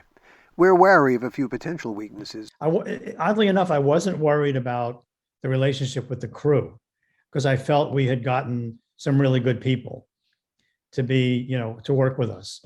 So it wasn't a question of, okay, will we be ready? Although it's always a problem on a daily basis, not on an overall, okay, we've got 3 weeks. Well, we used to take 5 days to prep a half hour of Tales from the Crypt. So part of me thought, well, it's like 3 Tales from the Crypt. We have 3 weeks, then we shoot. And also we don't have to reveal and know everything in the first day of shooting because we're continuing, for the next few weeks to shoot, and we can find things along the way. Not as easy to do because you can't prep it and you can't figure out the shots as easily, but it's doable. So I was worried about just about everything. Were you worried about special effects and makeup? I'm always worried about special effects and makeup because, if the special effects and makeup don't work really well, then people are pulled out of the movie. Once they're pulled out of the movie, in my opinion, it's over. You've lost them. So I really needed to make sure that they were done very well. And we used the guy on Tales from the Crypt a lot named Todd Masters. And, we used him again on this movie. We didn't start with Todd. No, we didn't, but we wound up with Todd. We wound up with Todd. We gave the job to local talent. Yes. That didn't work out so well. Our small Canadian effects team brought everything they had to the table. Problem was, we were asking for more than they could do at the time. We were setting everyone up for failure. Yet, as principal photography finally began on a Thursday, we felt a kind of hopefulness, the kind one always feels at the start of something. I don't know of anyone else who does this, but you've always liked to start shooting, whether a TV show or a feature film, on a Thursday, if you On a Thursday. possibly can. Yeah. Yeah. And there's a reason to my madness. I mean, Yeah. I thought a lot about it because most people start on Monday. Yeah. And I always felt, well, Monday, you don't get till the weekend for 5 days to regroup. What happens if we started on a Thursday and we had the opportunity to work for 2 days and we could see if the crew is working out, or maybe we need to talk to somebody, or maybe we need to replace somebody. And after 2 days, we could get a better sense of how the shooting is going. And maybe we need to make an adjustment to the script. And so you can use the weekend to make a lot of adjustments. Plus, psychologically, I've always felt that after you work for the 2 days and had the 2 days off for that weekend, when you came back on Monday, something gelled, and the crew was your crew, and they were on this movie. And it wasn't just another, whatever. Now, maybe that was a little, silly of me. But on the other hand, I did feel like, by Monday, we were a group. And we weren't looking to find ourselves. We did that on Thursday and Friday. In a way, it's weird. The weekend played a funny joke on one's mind. It made the relationship feel longer. Yeah. Because you'd already been through a weekend. So, hey, I guess we must have worked all week, didn't we? Right. And so when you come back on Monday, people know people's names. It's not the first day of shooting. So it's not like you're groping for names and you're groping for what's happening. It's sort of, for me, it always shortcut the cohesion. Everything seemed copacetic the first 2 days. Yeah, we should have stopped right then.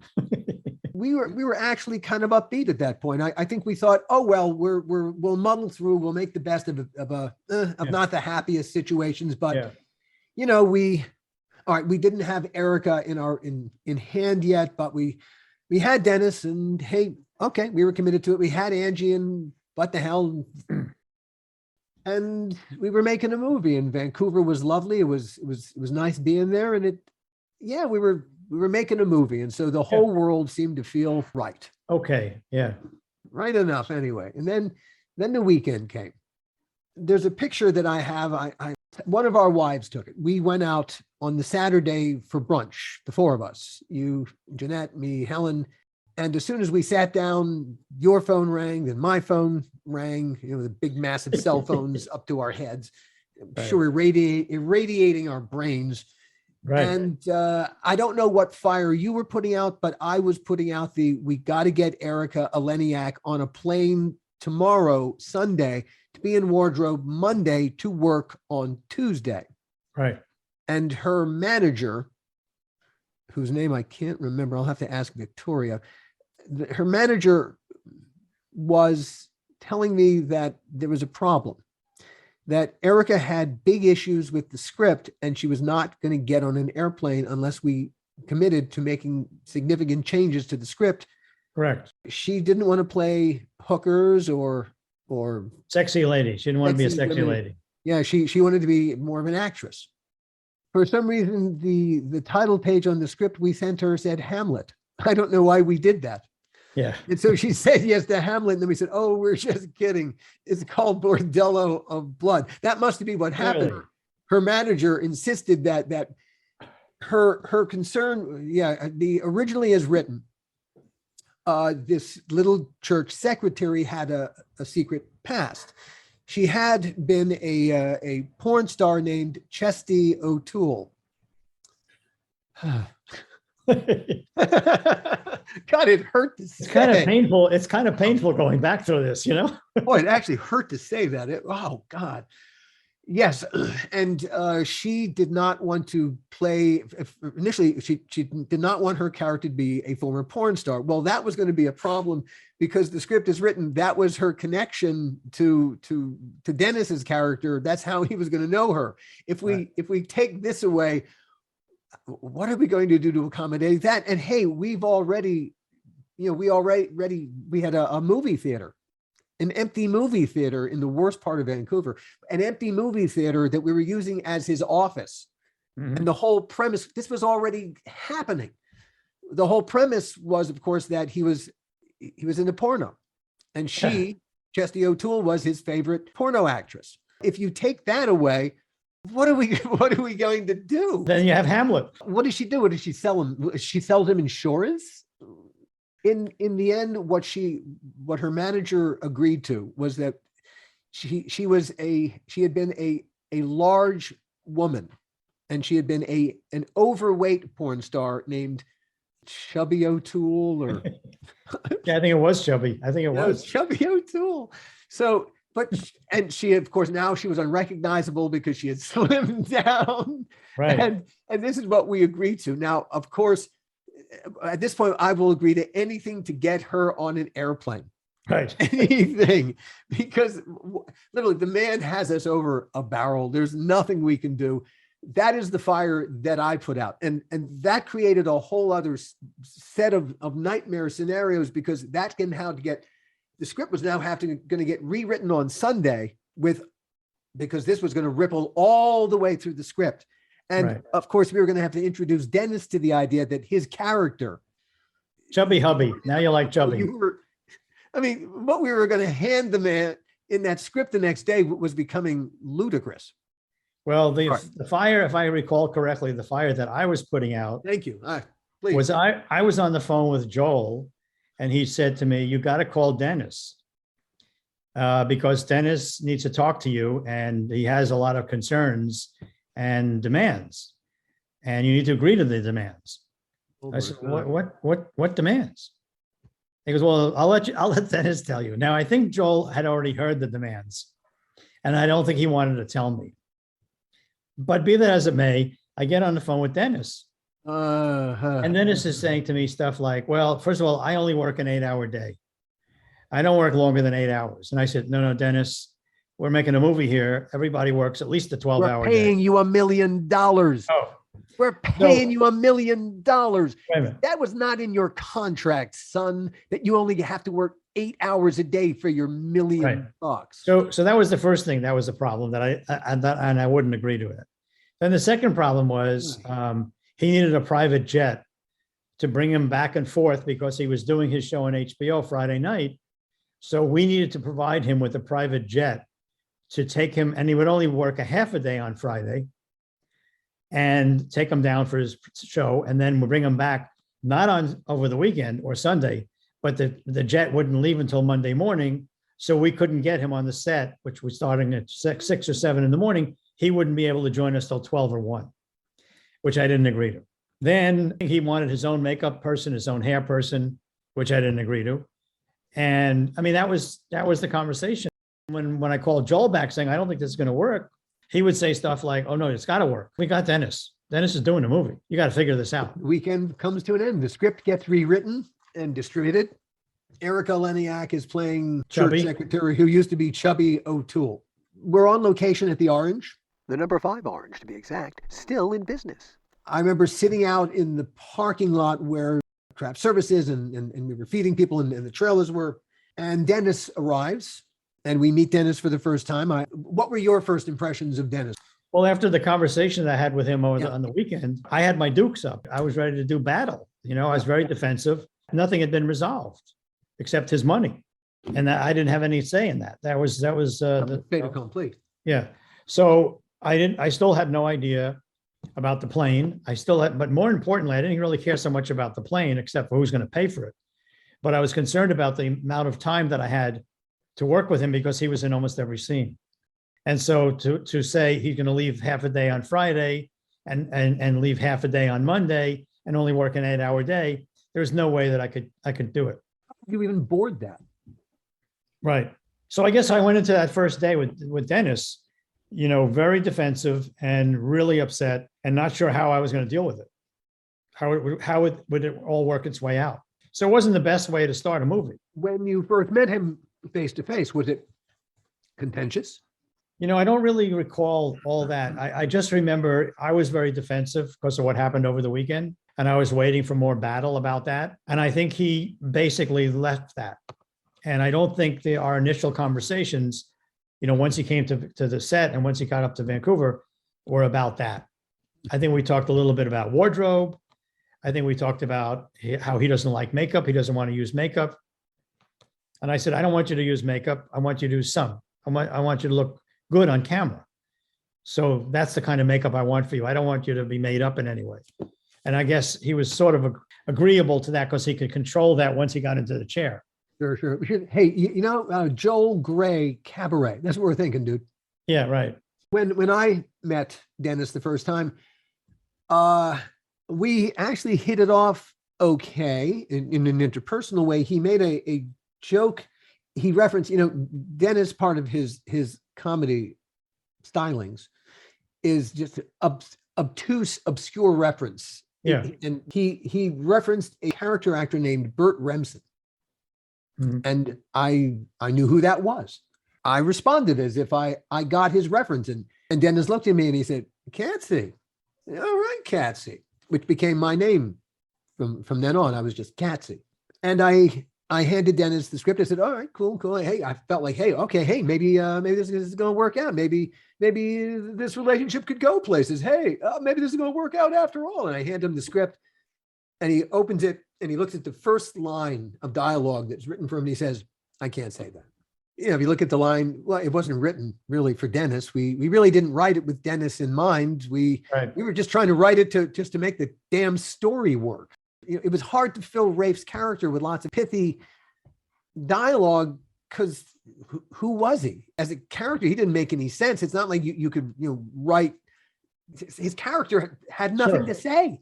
Yeah. And yeah, that was kind of reflected on the page. So when your actor says, well, I am saying that, it's not like I'm going to go rush to the dialogue's defense and say, damn you've got to say every word in this script. I'm G.B. Shaw, don't you understand?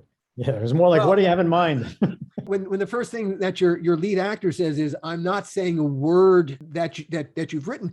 And I know that he looks at the script as being poorly written. And it's not like we can argue because we can't point to the script and go, it's gems, man. It's gold, because it wasn't. And so we should have introduced him to Erica because then she could have convinced him that it was Hamlet. Hey, there you go. And somewhere it would have fallen somewhere between the two. Right. And so Dennis, he said there, look, here's what I'm going to do. I'm going to improvise all my dialogue is what he said. There was no way to say no. Right off the bat, we kind of lost Dennis. Yeah, he was only doing it for the $1 million. Because Joel said yes to the $1 million. Yeah. If Joel had gone, are you out of your mind? Right. No one's paying you $1 million to do anything. We would have moved on from Dennis. Yeah. But it was saying yes to that demand. And I'm sure Dennis said, give me $1 million, figuring no one in their right mind would say yes. Correct. And yet there we were. If only meeting Dennis had been the day's one challenge. As Dennis headed to the hotel, someone else was planning to visit our set. Did you know Joel was coming that day? Let's start there. Well, I guess the true answer is no. I had no idea that he was coming, but it was probably my own fault that he came because I kept saying to him, Joel, I don't understand. You're in Seattle with Stallone and Dick Donner. Dick Donner is an established director. I'm not. This is my first movie. Yet you choose to be in Washington, in Seattle, with Stallone. I can't believe that. And with Donner. He goes, what are you talking about? You've directed Tales from the Crypt and you've directed this, and I trust you and you know what you're doing. And I know, Joel, but it would mean a lot to me if you can, you come up here. He goes, okay, I'll come up. I'll get there. And I'll go, yeah, when are you going to get there? You'll always have an excuse not to get here. I think you should come up. I think it would mean a lot to me if you came up. I think it would mean a lot to see you on the set and for the crew, for the cast and everybody. Really? Yeah. And I really wanted him to come up my so I could God. but I really wanted him to come up so I could have a conversation with him about replacing Dennis. I did not know that. That's what I really wanted. because this was the first day, right? Did you have did you have something in your pocket in terms of who we would, now that we're shooting? Not, I think I did then, but I can't remember who it might have been. And it probably was somebody that it was in the family. It was either someone who did Tales with us or someone that had worked with Joel, somebody that we could call Yeah, home. sure. Yeah, there were plenty of people who certainly would have been good, if not better than Dennis. Yeah. So I'm shooting, I'm working, and I figured it fell on deaf ears. And now we're shooting on first day. The phone rings, and they tell me it's Joel, and I go, tell him I can't talk to him. I'm directing a movie. So they hang up, and 5 minutes later, the phone rings. It's Joel. He's got to talk to you. So I go, okay. I go, Joel, I'm directing a movie. I can't really talk to you while I'm directing a movie. Does Dick, you're standing there, so in between shots, he can talk to you. I'm a first-time director. I don't have the time or the inclination. I gotta concentrate on what I'm doing. What do you want? And he goes, I just want to tell you, I'm coming to visit. When? Today. Today? What do you mean today? I'm coming up to see you today, but there's a problem. I said, what's the problem? I've left. I'm on the plane already. I don't have my passport. I go, well, Joel, then turn around and come tomorrow, because you can't cross the border without a passport. You can't get into any country without a passport. He goes, no. You need to call Canada and tell them I'm coming and tell them to let me in. I seriously remember Gil handing me the cell phone, covering it like this and saying, Joel says we have to call Canada. Who in Canada are we supposed to call? I mean, I was like, well, I mean, these moments. He said, Gil, you told me, who in Canada are we supposed to call? And then you got back on the phone. Right. And so I go, Joel, there's no Canada to call. There's nobody. There's no Canada. There's immigration. Immigration won't let you into the country. It's really that simple. Just go back, get your passport, and come tomorrow or in a few days. No. I'm already in the air. I'm on my way. I'll be landing in about 25 minutes. Just call Canada and tell them to let me in. I go, and again, I say the same thing. And he goes, well, if they don't let me in, I'm going to pull the movie. Tell them I'm spending millions of dollars on this production. And if they don't let me in, I'm going to pull the movie out of there. And I go, Joel, they don't care about our movie. They don't care how much we're spending or how much we're not spending. They're there to protect the borders. They represent the country. I said, look, I can't take care. I can't call anybody. I'm busy shooting. I can't do this. And I think we hung up. And then he called me and did the same thing with me that he had just said with you, literally the exact same stuff. Oh, yeah, it didn't work with him. Maybe it'll work with you. And I went back to the office, and somehow Colleen had found out. And at that point, Colleen is almost running down the hallway saying, Joel Silver's coming. Joel Silver's coming. We don't have any grape Snapple. Grape Snapple? Because somebody had told her that he'd always insisted on having grape Snapple. I'm sure glad that didn't make its way to the set. Is that true? I didn't. Was Joel a grape Snapple guy? Oh my God! In London, you don't remember? In London, I sent Glenn out for a day and a half to find good grape Snapple before Joel showed up, and he couldn't find it. He was gone a day and a half, and he finally found it, like in East London somewhere, and brought back the whole case. I have. Glenn loves telling that story because he finally found it at a train, one of those little bodegas they have at the train stations. Yeah. And he goes, you have grape Snapple? And the guy said, yeah, how much you want? And Glenn said, all of it. When he arrived at Vancouver Airport without any identification, he didn't even have a driver's license. Right, nothing. And the pajama, our first AD on Bordello was named Lee Knipperberg. And Lee's nickname for Joel was the Pajamanator. Or because he was Canadian, he said the Pajamanator. So now Joel lands at the Vancouver International Airport in a private plane, because he didn't not the one that he was supposed to be, not the one that we had the information on the travel memo and that we'd assigned the driver to. Okay, so he's changed. He's landing on a different plane than we expect. He lands at the airport, and when he approaches Canadian customs, they say papers, and his response is, "Don't you know who I am?" To which, well, he didn't even have a driver's license. No, he didn't nothing. have anything. Nothing. And so of course, I get the call, and because I deal with the border regularly as part of the job, and anyhow, the punchline was he made their lives a living hell, and they just asked me, Colleen, will you vouch for him? And that's how we got him into the country. Wow. I don't think I ever knew that. Yeah, it was Colleen did that entirely on her say-so that she got Joel into the country. And so Joel gets into the van, and there was a plan. We wanted to show the boss what we were doing. And so the first stop wasn't location, it was to show him our great production facility.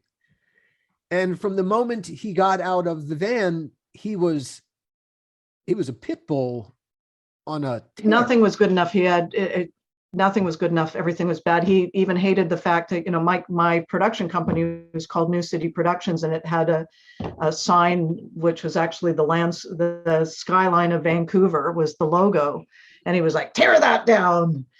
Do this. He just walked through like a wrecking ball through and that was a big place. I've been prepared to take him for a walk around the studio. We had about 90,000 square feet, as you recall, and we had sets built all over it. And so, my original plan was when the executive producer arrives, we'll give him the tour of the facilities and go through the whole spiel. But he just wasn't full on. You might have prepared us. I got a call from my assistant, and she said, you better get over here right now. Everyone's quitting. And I went there, and Joel went through there like the Tasmanian devil. And our entire production staff were female, and he had and Canadian, so they're really nice people on top of that. And Joel, literally, there were some of our staff who were literally in the parking lot about to get into their cars when I got there, and I begged them to stay. And they were crazy enough to listen to me, and they stayed. I don't know what I promised them, that in no way could I deliver, but they stayed. And and then when I finally got to location, Joel was there, and he was hanging with you, and it was like nothing happened. Well, it wasn't like nothing happened. He when he came onto the set, he was like, he was ready to give it to me too. Oh, and sure, he did. sure. And he did. And we had a bit of a to-do, actually in front of everybody, which I don't like doing. But I wasn't gonna let him roll over me. But what I mean, it didn't mean anything to him that he had just really, he had really hurt the morale of our office. Our support staff went from whatever they thought of us before that moment, the whole way they thought of us changed in that moment. Yeah. Because of the way that Joel blew through there. Yeah. And there wasn't much we could do to fix it.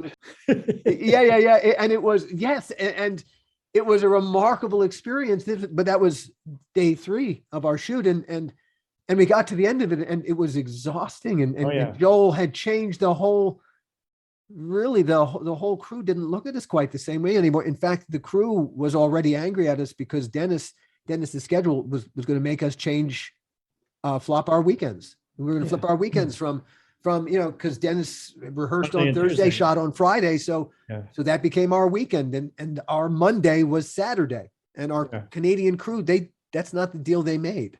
Yeah. And it was Colleen went to the mattresses for, she put her reputation on the line and said, look, do this for me. Because that's not the deal her crew made. Americans, we live to work. They work to live. Yeah. So by the time Dennis arrived, and by the time Joel arrived on our set, strangely, all the good feelings from the weekend on Friday, by the time I got to Saturday, it was already a mess. Part 4. Special Effects. On Tales from the Crypt, we had production designer Greg Melton to imagine for us what the Crypt world looked like. To imagine the special makeup effects that were so essential to Crypt world, we had special effects master Todd Masters. But while we brought Greg North with us, because our budget was cut to accommodate casting Dennis Miller, wanting $1 million to be in our movie, even though we didn't want him, we couldn't afford to bring both Greg and Todd Masters with us. And so, We left Todd back in Los Angeles. We held our breath and took our chances with a small, local special effects team led by a very talented, but at that point, inexperienced special effects artist named Chris Nelson. Chris really is a first-rate special effects guy and occasionally an actor. He's in Quentin Tarantino's Kill Bill 2. He plays Tommy Plimpton, the bride's Uma Thurman's husband-to-be, before Bill massacres the whole wedding. He's very good. Where were we? Oh, right. The first challenge was a mechanical tongue gag. Vampire Angie swaps spit with a Bordello patron, but the kiss suddenly turns horrifying when Angie's tongue slides all the way down the guy's throat and then bursts out through his chest. Yeah, gruesome, but hilarious. And we needed it to be more than just good. You have to trust that whoever you're going to use to do X, Y, or Z does it really well, especially when you get to effects. And I thought we felt he did it okay. It came off okay. But we didn't go into this knowing that it was going to be okay. And we can't really afford for this, and then especially the ending, not to be okay. And of course, Todd had always delivered for us on the series. Really? And so we felt more comfortable, saying, let's get Todd here. Some movie sets are a total pleasure to be on. There's a cohesiveness, a sense of family. It's us against the world. No such feeling ever overwhelmed the Bordello of Blood set. While some of the cast commingled and hung out together, our leads pretty much kept to themselves. Dennis kept to Dennis, Erica kept to Erica, and Angie kept to Sly. But then our production office in Vancouver began to get calls from the Assassins production office in Seattle asking us if there was some way to hold Angie for the weekends. Hold her to do what, we wanted to know. Study her lines? Do her homework? What were we supposed to be here, her mom?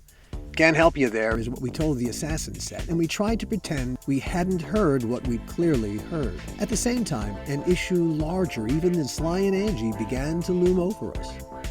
Dennis. Once we got rolling, what was happening? Well, I sort of, put all that stuff aside, the problems with him and everything, and I basically tried to approach it one-on-one as a director to an actor, trying to make a movie, trying to make a scene, trying to make a shot, and dealt with him in that way. And then when he would bring up, hey, I need to go, and I would say, no, we're finishing this. And then sometimes he would let it go, and sometimes we would get into it. It was very painful. As I said, when we first started talking about maybe even doing this, I don't know if I want to do this because, most of the recollection of making this was very painful until you pointed out that there were some very funny things, which I had to agree with you. But it was a very painful process for me. He was probably the cause of the main amount of pain, although others participated as well. Who comes to mind? Erica. We'll get there. We'll get there. Stallone's girlfriend. Angie.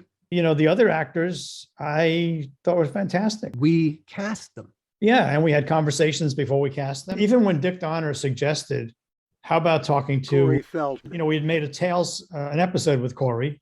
Again, at Dick asking. He didn't tell us. He asked. Yes. We did that. And then, I had a conversation with Corey before we did the show, before we hired him. And he was gung-ho. He was on board. He wanted to participate. He wanted to do the best he could do. And he was great, as was the priest, Chris Sarandon. Couldn't have been better. He was a delight to work with. And we had Aubrey Morris, who was the delight of delights to work with. Indeed. So we did have some moments where we had fun and some great give and take with the actors, but those three made life very difficult. And unfortunately, they were in most of the scenes. Dennis was challenging because he didn't really want to be there. Well, he wasn't often there mentally. I don't care if he wanted to be there. I didn't really care if he wanted to be there or not. I knew that. My job was to get a performance out of him regardless. I would often push him. Let's make this adjustment. Let's do another one. I never would say to him, let's just do another one, because he would then challenge that decision, which he shouldn't have challenged, but he would. And I would always say, that was much better. I want it this way, and I want you to turn that way, or I just need a little bit more of a whatever. And then he would do it. But if I just said, okay, let's do another one, no. Actors improvising their dialogue is not a new thing. Hey, I'm a Groucho Marx fan, and there's a very famous story about Pulitzer Prize-winning playwright George S. Kaufman standing backstage when Animal Crackers, the Marx Brothers' second film, was still on Broadway. Groucho, Chico, and Harpo were famous for tossing the script entirely and making it all up as they went along, something the Marx Brothers writers, they didn't appreciate. So, one day, backstage at Animal Crackers, a friend is telling George S. Kaufman a story when Kaufman shushes him. Wait, he says, I think I just heard one of the original lines. With Dennis, no such thing happened. One of the most important jobs on any movie set is script supervisor. On Bordello, we had a very good script supervisor named Laura Fox. I always tell people that I'm the eyes of the camera.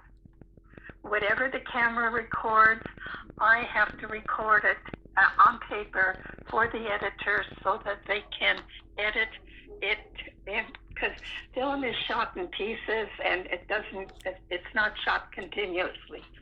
So there has to be a paper trail.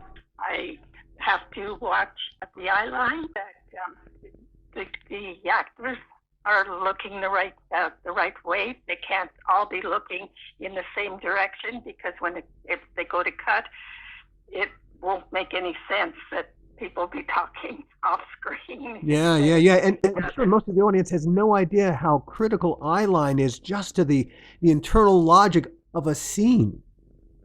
Oh, I know. And on that, on Bordello of Blood, excuse me, I had a lot of trouble with what's his name, Tom Priestley. He wouldn't listen to me about crossing the axis, and we were in the mortuary, and it was pretty tense. And I went in to tell him that he had crossed the axis, which was on a very important piece of dialogue. And he turned to me and he said, "Go home and watch TV." And I was so angry. Oh, I said, dear. "Yes, that's exactly where I'm going." And I turned around, walked off the set, grabbed my chair and script, and headed for the parking lot. Poor Gil and the AD came running after me and saying, please, don't leave. And I said to Gil, "I will come back as long as I don't have to talk to him. I will tell you everything, and you can relay the message." And he said, "Great." I do remember occasionally while we were shooting, I would even look into the monitor and say to Tom, should I adjust the eye line to the left or to the right a little bit? I don't remember the specific about running after her, but I probably did. I mean, if she said we did, we probably did. Script supervisors historically, need to make their presence known in a very special way, in a very quiet way, to both the DP and the first and to the director, so that they can judiciously decide, oh, yeah, we should change this, or no, leave me alone. I know what I'm doing. I'm going to fix it in the cut. No, it's not affecting us because. And so over the years, the one thing I've noticed is with script, and I've been very fortunate, I've been able to get script supervisors that I had a great relationship with in the interview. And we actually talk specifically about how we talk to each other when things have to be said to each other that may not be terribly pleasing to one or the other. I said, that's historically the nature of the script supervisor. You're saying to me, this is wrong. And I'm saying, hey, either it doesn't matter, or I know, but it's okay, or, oh, whoops, I got to change. Thank you. So it's very likely that we did run out after her, because I didn't want to, I was frightened enough directing the movie. I didn't want to start thinking about, oh my God, I now have to be the script supervisor as well. The script supervisor's job is complicated, fiddly, and multitasking intensive to begin with. And now into the mix, Laura had to keep track of every one of Dennis's improvs. If I improv hello one take and goodbye the next, they're not going to cut together. And what are the other actors supposed to do when their lines stop making organic sense? Well, I tried to write as much down as I possibly could, but because I timing the scene and watching the action and trying to write the ad-lib dialogue down, it was very difficult. She had experience actually with an actor notorious for improvising. She had done Jumanji with Robin Williams. Right.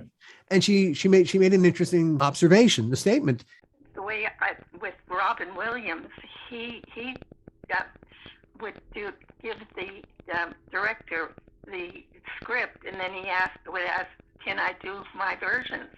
And so I had a tape recorder that I had attached to my headset, and I recorded all his dialogue for the subsequent scenes that like the master scene. Right. This was on Jumanji. So you had experience with working with an actor very well known. I mean, Robin Williams was. I mean, improv was that was where all his genius lay. Yeah. Well, I was warned about that, and that's why I got this little portable tape recorder I put on my belt. And then, but the thing with Robin was, once he said in the scene that he was improving, when we went to close-ups, he was letter perfect. Doing the same improv? Yes. Wow. From the master to the close-ups, he was letter perfect, because I started typing it out because I typed my notes at the end when we were lighting. Sure. And his close-up dialogue matched the master perfectly. We obviously made the wrong move. We should have gotten Robin Williams. Robin Williams, you know. So the problem with Dennis is that it was different each and every time, which of course made cutting anything together really hard. And he couldn't remember. He couldn't remember what he did the previous take. No, and Laura, you know, would be furiously dribbling what she could remember of him saying. Hey, she's also got to be timing the scene. She's going to be looking over here, looking over there. She really does not have time to be trying to remember what Dennis is adding or subtracting from our script. Yeah. Erica. Well, what can I say? I mean, Erica should never have accepted the role. She didn't want to be what the part called for. She had a very strange analysis of her own self at the time. She was a Playboy centerfold, but didn't want to do nudity, didn't even want to do anything suggestive.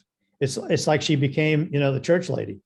She did the movie for all the wrong reasons, because she wasn't thinking about the performance. She was thinking about everything else. It was a good payday for her. We paid her more than we had in the budget. Yeah, but I mean, she once said to me, we were setting a shot, and I think she said to me, "Is the camera looking up my skirt?" I looked at the monitor and I said, "Absolutely not." I said, "Are you sure?" And I said, "No, I want you to be sure. Come here. I'm going to go sit in a chair. I'm going to sit in a chair the way you were sitting. Can you see anything like if I had a skirt on?" "Well, it's different." And she looked, and then she came off. "Well, it's different. I can't tell." I said, "Well, I can. And I'm telling you, I'm not interested in that. I don't want that in my movie. And we're not doing that."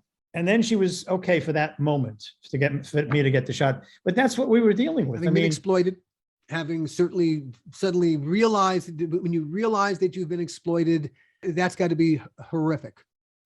How you thought about yourself suddenly, is a problem, and how you're thinking about yourself is now in crisis and transition, and how are you going to think about yourself tomorrow? Yeah, but that's okay. Then don't do the job. Don't take on the role that you read and you said you'll do it, and then the first thing you say is, "I won't do it." Yeah, I want to give the benefit of the doubt, but then you took a gig with a movie called Bordello of Blood. Right. Come on. Everyone's got to be a little responsible for their own shit. Right. All right. Angie tried to be a team player. Angie tried to be, because she wanted to be an actress in her own right. Surely. And she wanted to convince us that she could do that, and she would do that. But then what happened was, she would go visit Stallone every weekend in Seattle, and she would come back on Monday, and most of Monday I would have to spend trying to undo what she had rehearsed with Stallone, because she sounded a little bit like Rocky. All of a sudden she had a Brooklyn accent. Most of Monday I would have to say, no. Let's go back. That's not your character. Yeah, but this is how I rehearsed it with Stallone. I have a memory, once Dennis began improvising, and I'm sure that got to Seattle before the trips to Seattle stopped, she would come back with some new dialogue. If Dennis doesn't have to worry about the script, why do I have to worry about the script? We started off, she was a sweetheart. We started off, she, was very responsive to direction, and, we had conversations and discussions, and she understood what I was saying, and I understood what she was saying. And then we would come up with, how to resolve it so that it worked for both of us. It was great. And then when she started making the trips to Seattle, it became much more confrontational.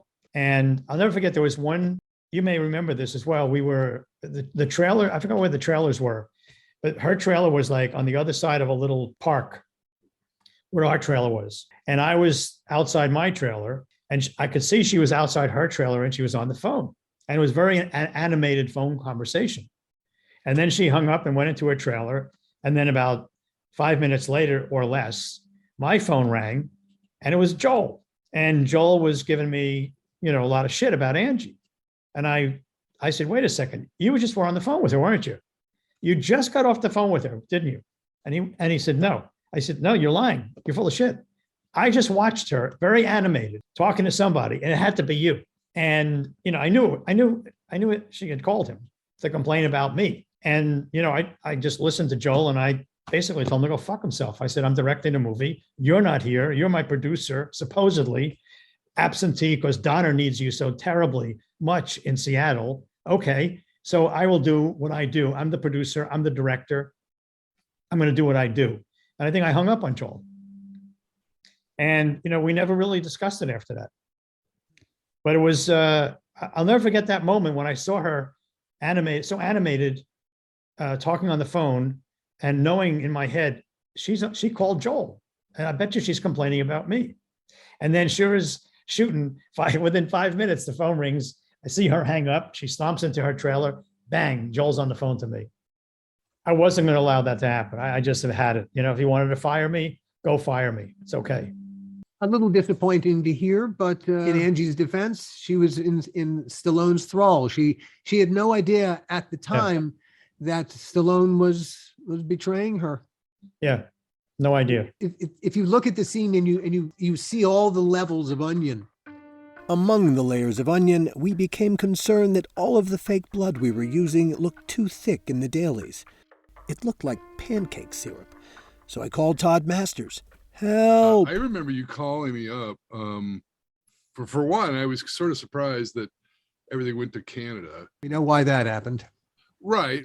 And bad reasons all the way around. Whatever it was, but it was kind of funny in my perspective because I'm Canadian.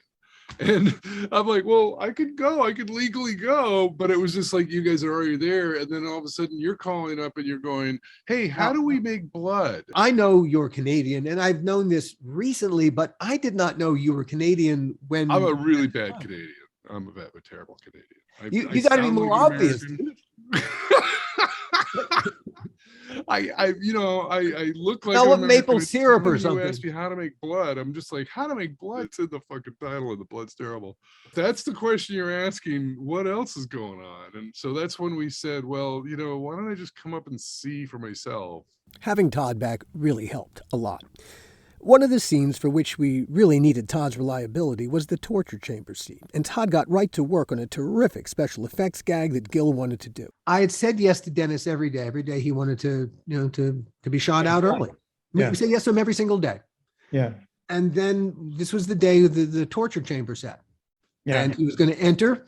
So there was a cut because there was a stunt as he went over the railing, landed into the well of the torture chamber, and he picked up an axe. And then he was going to bury it in Angie's shoulder. So then there was a lock off on the other side for a process shot. Right. We had 3 different pieces. And if we screwed up any one of those pieces, of course, we could take the whole day's work and throw it in the toilet. Per usual, Dennis would send his assistant to my office first thing in the morning, and she'd say the usual thing, oh, Dennis is so tired. Can we please shoot him out? And every day I'd go, yeah, sure. I'm sure she was expecting me to go, yeah. And I said, no, not today. She was like, what? I said, no. I said, look, and I will grant you, I didn't say it that nicely. I said, no, I can't, not today. And I was beside myself. I was not doing it in the kindest, most Zemeckis way possible. I said, look, I've got a stunt here. He's going to have to go there. Then I got to pick up the axe, and I got a lock off shot on the other side. And I said exactly what I just said to you. If we screw up any one of these elements, I can take the whole day's work and throw it in the... Right. I said, no. She said, Dennis isn't going to be happy. And then I think triggered a little something in me. And I said, I don't care. And she went, okay.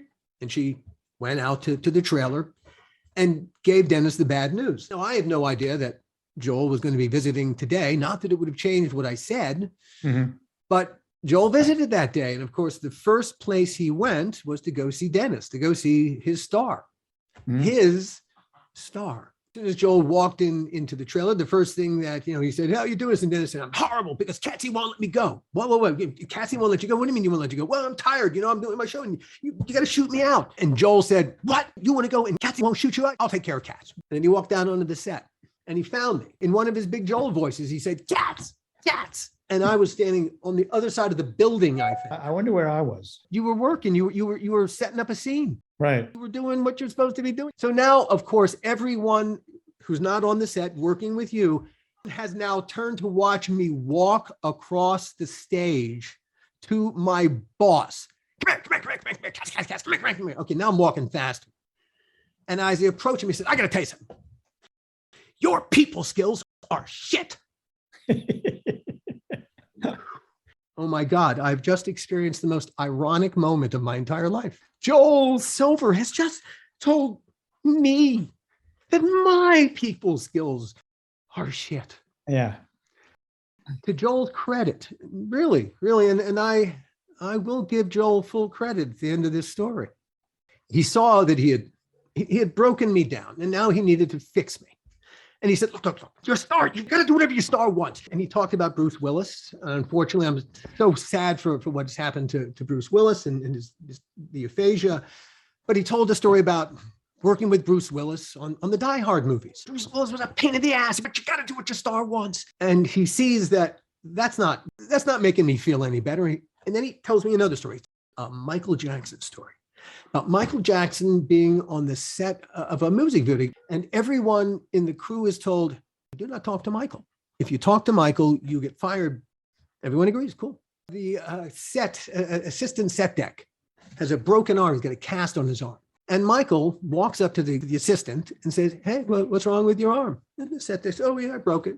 They fired the set deck. The next day, Joel's telling me this story. The next day, Michael shows up to work with a cast on his arm in sympathy. And he didn't know the guy had gotten fired? Of course he knew the guy had gotten fired. But that was his reaction. He didn't go to the producers and say, give him his job back. He let the guy be fired and he came in with his cast in sympathy for the guy who got fired because of him. And so Joel's point was, they're crazy. They're all crazy, you see? And Joel said, so he's going back to the hotel. You got to let him do whatever he wants. I went, okay. And the day's work did not turn out okay. We pretty much had to scrap that day's work, in part because we didn't have access to Dennis all day. Mm-hmm. And from that day onward, what little authority I had, teeny weeny itty bit of authority I had to tell Dennis anything, was gone. Every time I looked at Dennis, Dennis looked at me like he owned me. No doubt. And meanwhile, things were still happening down on that set in Seattle. Now, there's an urban legend about Sly Stallone, a live mic, his trailer, and a sex partner. Stallone, as far as I know, has never said this story never happened. The question is where, on what film set? There's always been a Vancouver connection to the story, and maybe this is it. Now, I hadn't heard this story before I did Bordello. When I heard it, it came from the set in Seattle, and it goes like this. Stallone finishes the scene and heads back to his trailer, unaware that his radio mic is still live. There's a young woman waiting for him there, and she gives Stallone a blowjob. But Sly is really particular about how he likes his hunters. And he tells the young woman to cup the balls, stroke the shaft, cup the balls, stroke the shaft. Next thing you know, a crowd has formed around the sound cart. The whole crew practically. The next morning, the story goes, Stallone walks onto the set to see the entire crew wearing t-shirts that say, cup the balls, stroke the shaft. Did it actually happen? I don't know. Did it happen on the Assassin set? I don't know. But I do know that not long after I heard that story from Seattle, Sly ended his relationship with Angie. Production manager Colleen Neistat. When we spoke last, I couldn't remember the name of the theater that we were shooting at down on Hastings Street, and it was the Lux, and it burnt down subsequent, was been vacant and for a long time and used as a community garden subsequently. But you remember a scene she was in there as well, dressed in different outfits, doing her thing for Dennis Miller's character. And I do recall that we were shooting there when that all went down. We were shooting at the Lux. We were on location at the Lux when the relationship ended. Yeah. Do you remember how he ended it with her? No, I don't. I wasn't party. From that point forward, of course, she was understandably a mess. We had to deal with the aftermath of that. And the only thing we knew, because initially I was like, what happened? What's the problem? And then I said, guys, what's going on here? I mean, Angie, what happened? What are you so upset about? I mean, there's nothing we can't fix. What is it? And then she told me, Stallone and I are no more. I mean, she didn't go into any detail. And then she was very teary-eyed, and she just said, in a very tearful way, that's what happened. And I was like, fuck me, what do I do about this? How do I play this to get again, I'm trying to make a movie. I'm trying to get performance. So, I tried to be as kind as I could. And I said, this is an opportunity for us to make something special. You're not getting any more guidance from him, which I think is a blessing for both of us, not just for me. And I said, let's just continue and let's show him, and we'll make the best movie we can. What do you say? But then, as the day progressed, she would fall into lapses of melancholy, and it was very difficult to get a performance out of her. I'd have to stop. And I remember one or two times I would take her for a walk off the set, and we would just walk, around a little bit, and we would just chat about nothing. Meantime, I'm realizing my time is being suckered away, which is unfortunate because it impacted the shooting. But, there was nothing else I could do. I had to get her mind to a place where she could concentrate on character and what the task was at that particular moment. Even when Stallone was gone, he wasn't gone. Yeah. Son of a bitch. It was sad. It was a sad situation, for a number of years, I think after the movie, I would run into Angie at a restaurant or something, and she was always very grateful and also very sweet to me and to my wife. As time passed, we went our own ways. I think the very next weekend is the weekend that I decided I had to get the fuck out of Dodge. I had to go back to LA to get a little sanity, which is nuts, which is craziness. Sly had already broken up with Angie. Everything was just going to hell. And I get on the Alaska Airlines flight.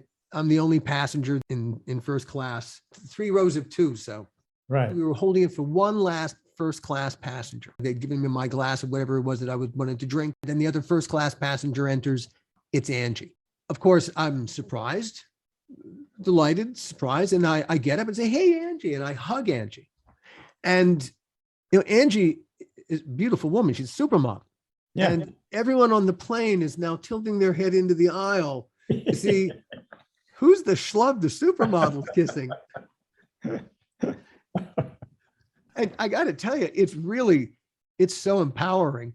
It's remarkable to realize that people are looking at you like, well, hey, you must be someone. A beautiful woman is hugging you. Right. And Angie then, she sits next to me. We're the only 2 passengers, and she sits next to me. And she spent the whole flight back to LA lamenting about Stallone. Yeah. I sat there the whole time thinking how we had betrayed her. Yeah. While I'm confessing, there's something else I need to get off my chest. It's the most painful irony in a story chock-a-block with damn stuff. The thing is, when Joel told me, "Cats, your people skills are shit," the irony wasn't actually Joel Silver telling me my people skills sucked. The irony was, he was right. A guy with crap people skills saw clearly that we had tons in common. All I had to do that day was act like a producer and tell Dennis's assistant, hey, you know what? Let me talk to Dennis. I'll explain it. I bet if I had done that, walked out to Dennis's trailer and had a simple conversation with the man, he would have understood why just that one day we needed him to hang around with us. Alas, I didn't do that. But back to the airplane. As Angie told me stories about the good times with her former fiancé, a line from one of Stallone's movies suddenly popped into my head like an earworm that wouldn't leave. The Lords of Flatbush. Mm-hmm. There's a scene where his girlfriend, he has a problem, and his girlfriend threatens, I'm going to tell everyone that you cry when you come. As Angie is telling me story after story about the good times with Sly. Right. And she was missing him. But glad that it was over because she was now aware that he had not been faithful to her. Yeah. And all I can think is he cries when he comes. It was the most painful plane ride I have ever experienced, sitting beside a remarkably beautiful woman and a lovely human being. Yeah. Who I had betrayed. Mia maxima culpa. Mr. Stallone, Sly if I may, What you do in your private life is none of my business, unless you make it my business, which you did. That's my issue with you. I think your politics are stupid, but that's a whole other podcast. You want to break up with your romantic partner, that's your deal. But you made us your co-conspirators in treating a very nice person like shit. Do better, please. At least grow the fuck up. And don't cry when you come. Please stay tuned for Part 5. It's coming right up in episode 24.